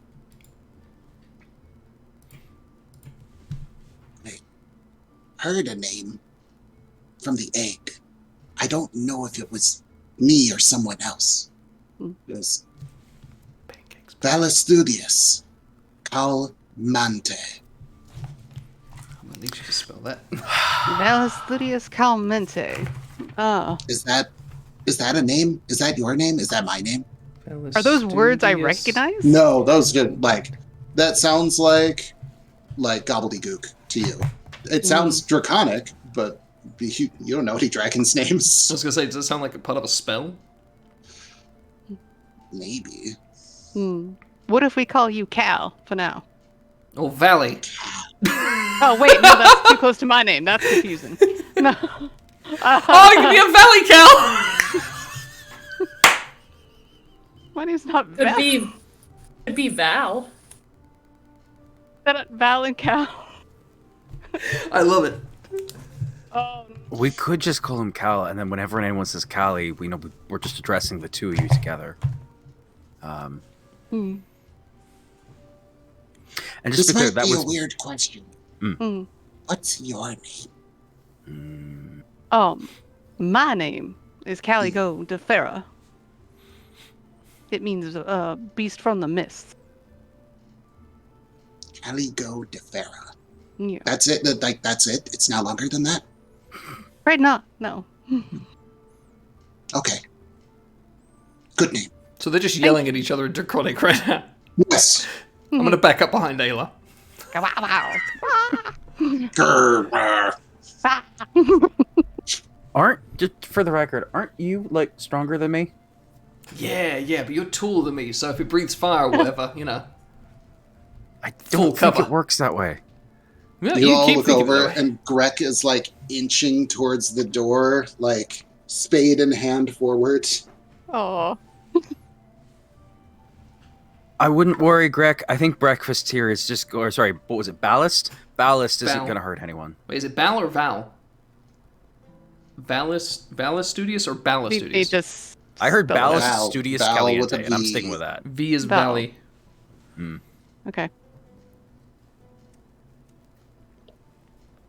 What am I calling him? Val for now. Till he picks something. Elves, choose their names later, because we lived for such a long So- time. Must be Breakfast? nice. Well, it is, so... And yet you still don't know anything about, and just like walks off into the kitchen and starts talking about like engineering. Oh. If you all don't mind getting the dragon thing, that's a real dragon. Yeah, apparently. That's like a real one. We Yeah. suck at watch. A drake, I believe, is the term if I remember my draconic studies. Right. It's got teeth and claws and scales and such. Yeah, it's gonna be that kind of day. Seems Yeah, so. that's a dragon. That is, we call those dragons. They exist in legends, and that's kind of where I thought they stayed. Hmm. I thought so, too. If you could remove it from my home. Hmm. Oh, well, no, you see, the nice thing about this is that, like, if this is an area where we can find dragons, it's now a protected, like, dragon hatchling sanctuary. No one can take your land from you, based on just environmental endangered creatures. Do they do things different in the South? Because I don't know what any of those words mean. And like, we haven't had any of the old gods in hundreds of years, right? Like Well, now you have one. hundreds, like elves' lifetimes, hundreds of years. We have not seen a living dragon. Now you have. You've No, got I'm a great just a story to storyteller. tell everyone. Small correction. He's actually small right now. He will grow to be medium. He's small right now. Nice. Uh, Yeah, still pretty big. Still pretty big. Yeah. Well, A big I small. think we need to get back to the town anyway, And a mask. right? You want to put a mask on the dragon? Do you want to keep the dragon's face out? I mean, I don't. Oh, how are you look gonna who's cover the clever body? one! No, my question is, what are you going to do with the rest of it? You got a dog costume that you can whip up real quick? No, I was going to use your cloak. All right, that'll work. This It's a four-legged thing crawling. Nate behind doesn't you. say about whether I can, like a familiar, bamf him away. Oh, okay. Wait. If Derek's up to it, Oh no. I have a disguise kit, and you can craft. We could make something for this thing. Can Drake you make him Mac. look like a big dog? By the time you get back, it has like a service dog vest on it. It just is drinking training. We went the completely opposite direction in terms of our mindset. I was thinking like a tiny Gundam, but yeah, no. That was Service Scott Drake is also fine. like Trojan a- horse It's got like a costume, crossbow on the with top, horse which is- falling behind. Yeah, dragon companion. Like if he dies, I can summon him back with the Mm-hmm. feature or a spell slot, but it doesn't say if I can like choose to send him Dismiss away. him. We Yeah. could Um, kill him, and then you just summon him when you want it. No, no. That is actually 100% on par with how this character would think, by the way, so I don't know That how is vocal this knowledge exactly- is.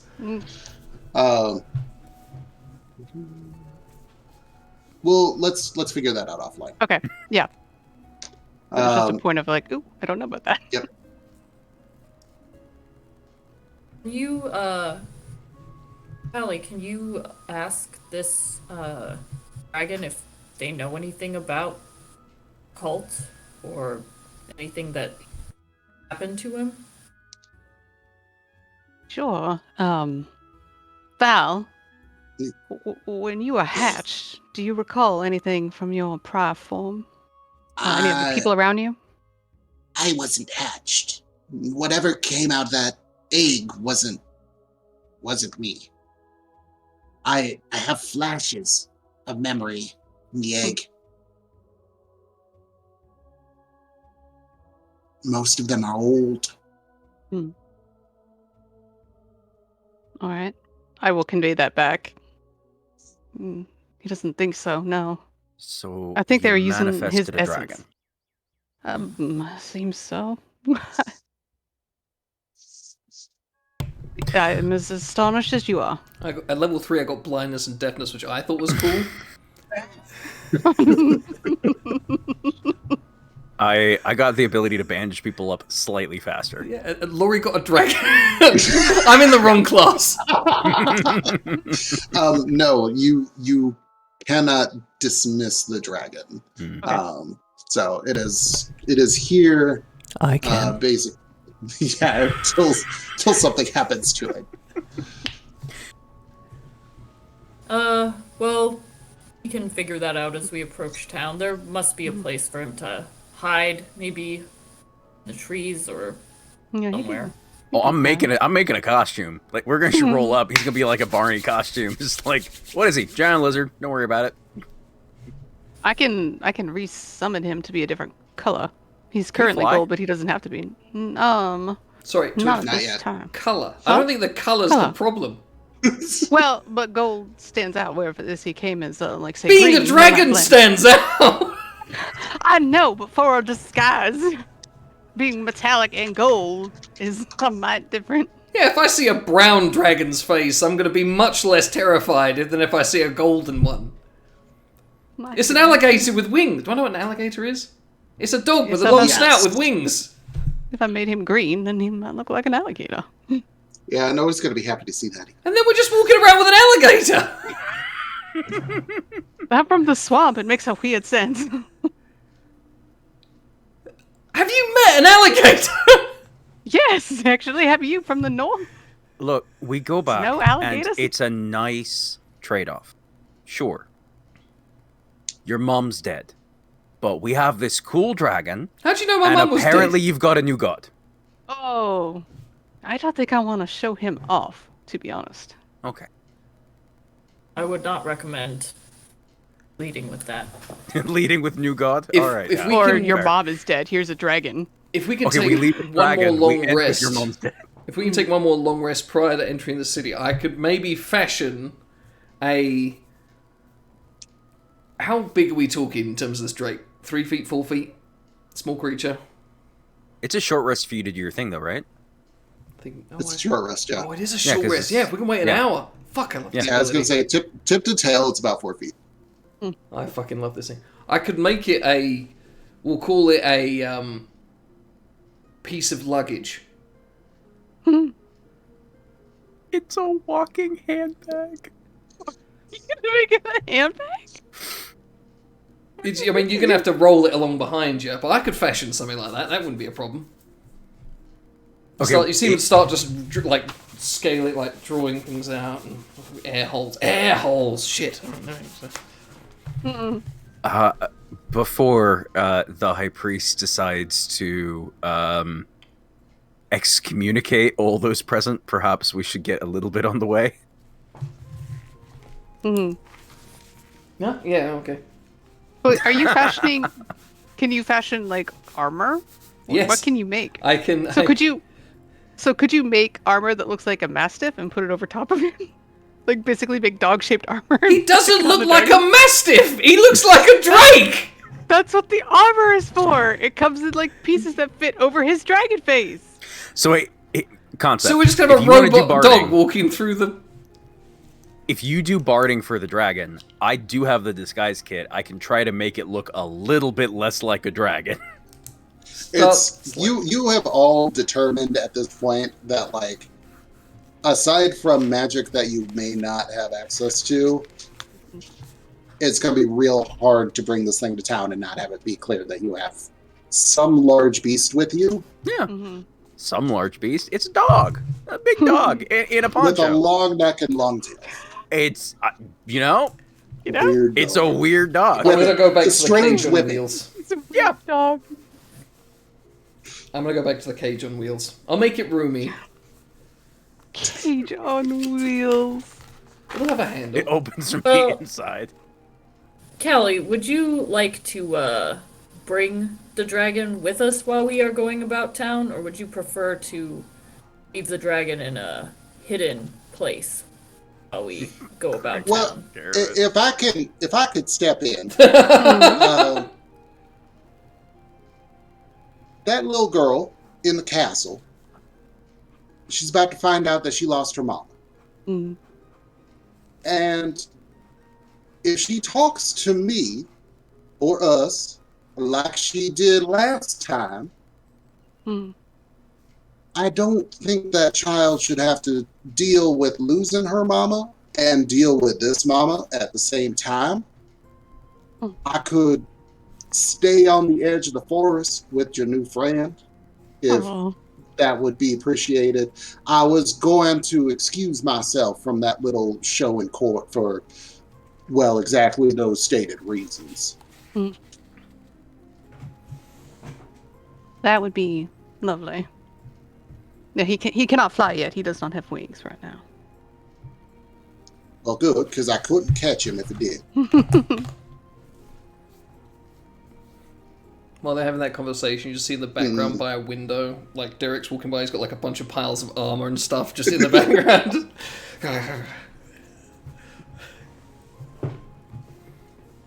I All right. don't think we ought to be walking around like a cage or something. That just seems inappropriate. No, Makes it'll it look look more cool. like a sideshow than a friend. It won't be a cage, promise. But it will be something that you can stay in and keep as a home. Okay. Please tell me that this is a baby cart on the river Styx situation, and like you just look inside and there's a dragon that comes out and kills you. It's just like this demonic baby cart that Callie's pushing down the road. What, so what are you spending an hour making, Derek? So if you picture a large... so all this is made out of metal with the exception of... We're going to have to find some wheels, perhaps from like the... I guess I can make the wheels out of metal too, but we might want to replace them with like maybe rubber outsoles after a while just so you can roll it. It does have a large handle that comes out the top, the majority of the body, and it can be unlocked from the inside. It's just a latch, literally just push it up and you can get out. And to make it look less like a cage, make it kind of almost spherical. With Like the an division in the center. Yeah, similar to an egg.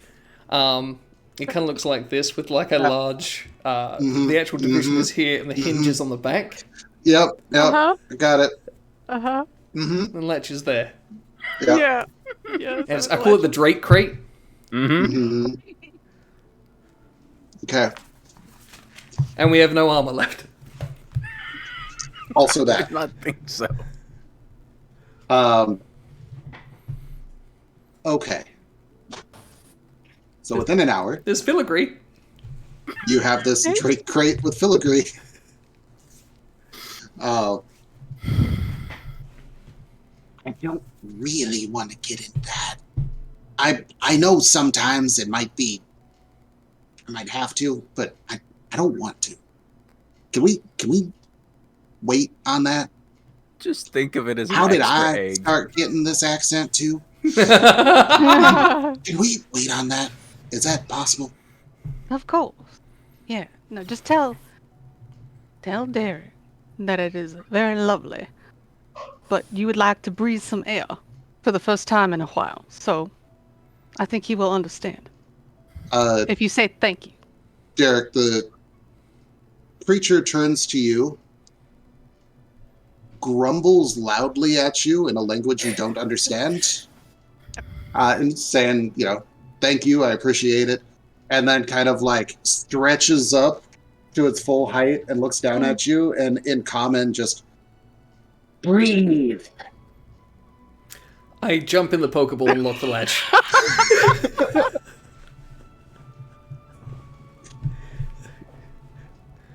It's nice in here. Couple of cushions, it'll be alright. Yeah. Oh, hey, full cover! Good air holes. Kelly will kind of Wait, like can't shout you what see you meant to say in comment. This is great, never mind, I'm staying in here. The egg of All right. safety. Great. So your egg of safety of sorts in tow. Your wheelbarrow being pushed by, I can only assume, the high priest of the Asher, with the dead body of the Baron in it. Covered up in you a start blanket. making wrapped up in a blanket, and 3 heads, I believe, also wrapped up in a blanket. Put the bodies in the Drake crate and No! push it along. No. Oh, that actually, gets it's not all a bad stinky. idea. Then I can just give them their wheelbarrow back, Yeah. No, fair enough. and then I'll clean this up before he has to get, or before they have to get, it has to get in there. And we'll get some cushions in town, maybe some hay. You make your way back to Kashir, and we'll see how that conversation goes next time. We're going to leave off there for today. Ooh, So make a thank you, guess. everybody, Poorly. for joining us thank for you. all of these shenanigans. Looking forward to see how this conversation with the new Baron goes. We will not be on next week. We're actually taking a break next week. The following week, there will be a one-shot, more to come on exactly what that entails. And so see you in the Frozen North in 3 weeks, 2 weeks, to join us for a one-shot. So, peace. Bye for now. Tell your friends. Oh yeah, that too. I guess all those like social things, like and subscribe or whatever the No, hell don't I'm do that. supposed to That's say. weird. But if you pick favorite, you'll at least tell you when we're live. We have there's favorites. I think so. Yeah, you can like the channel. Make it worth it Good for time. the tech director to. There'll be more maps in 3 weeks. Definitely will be.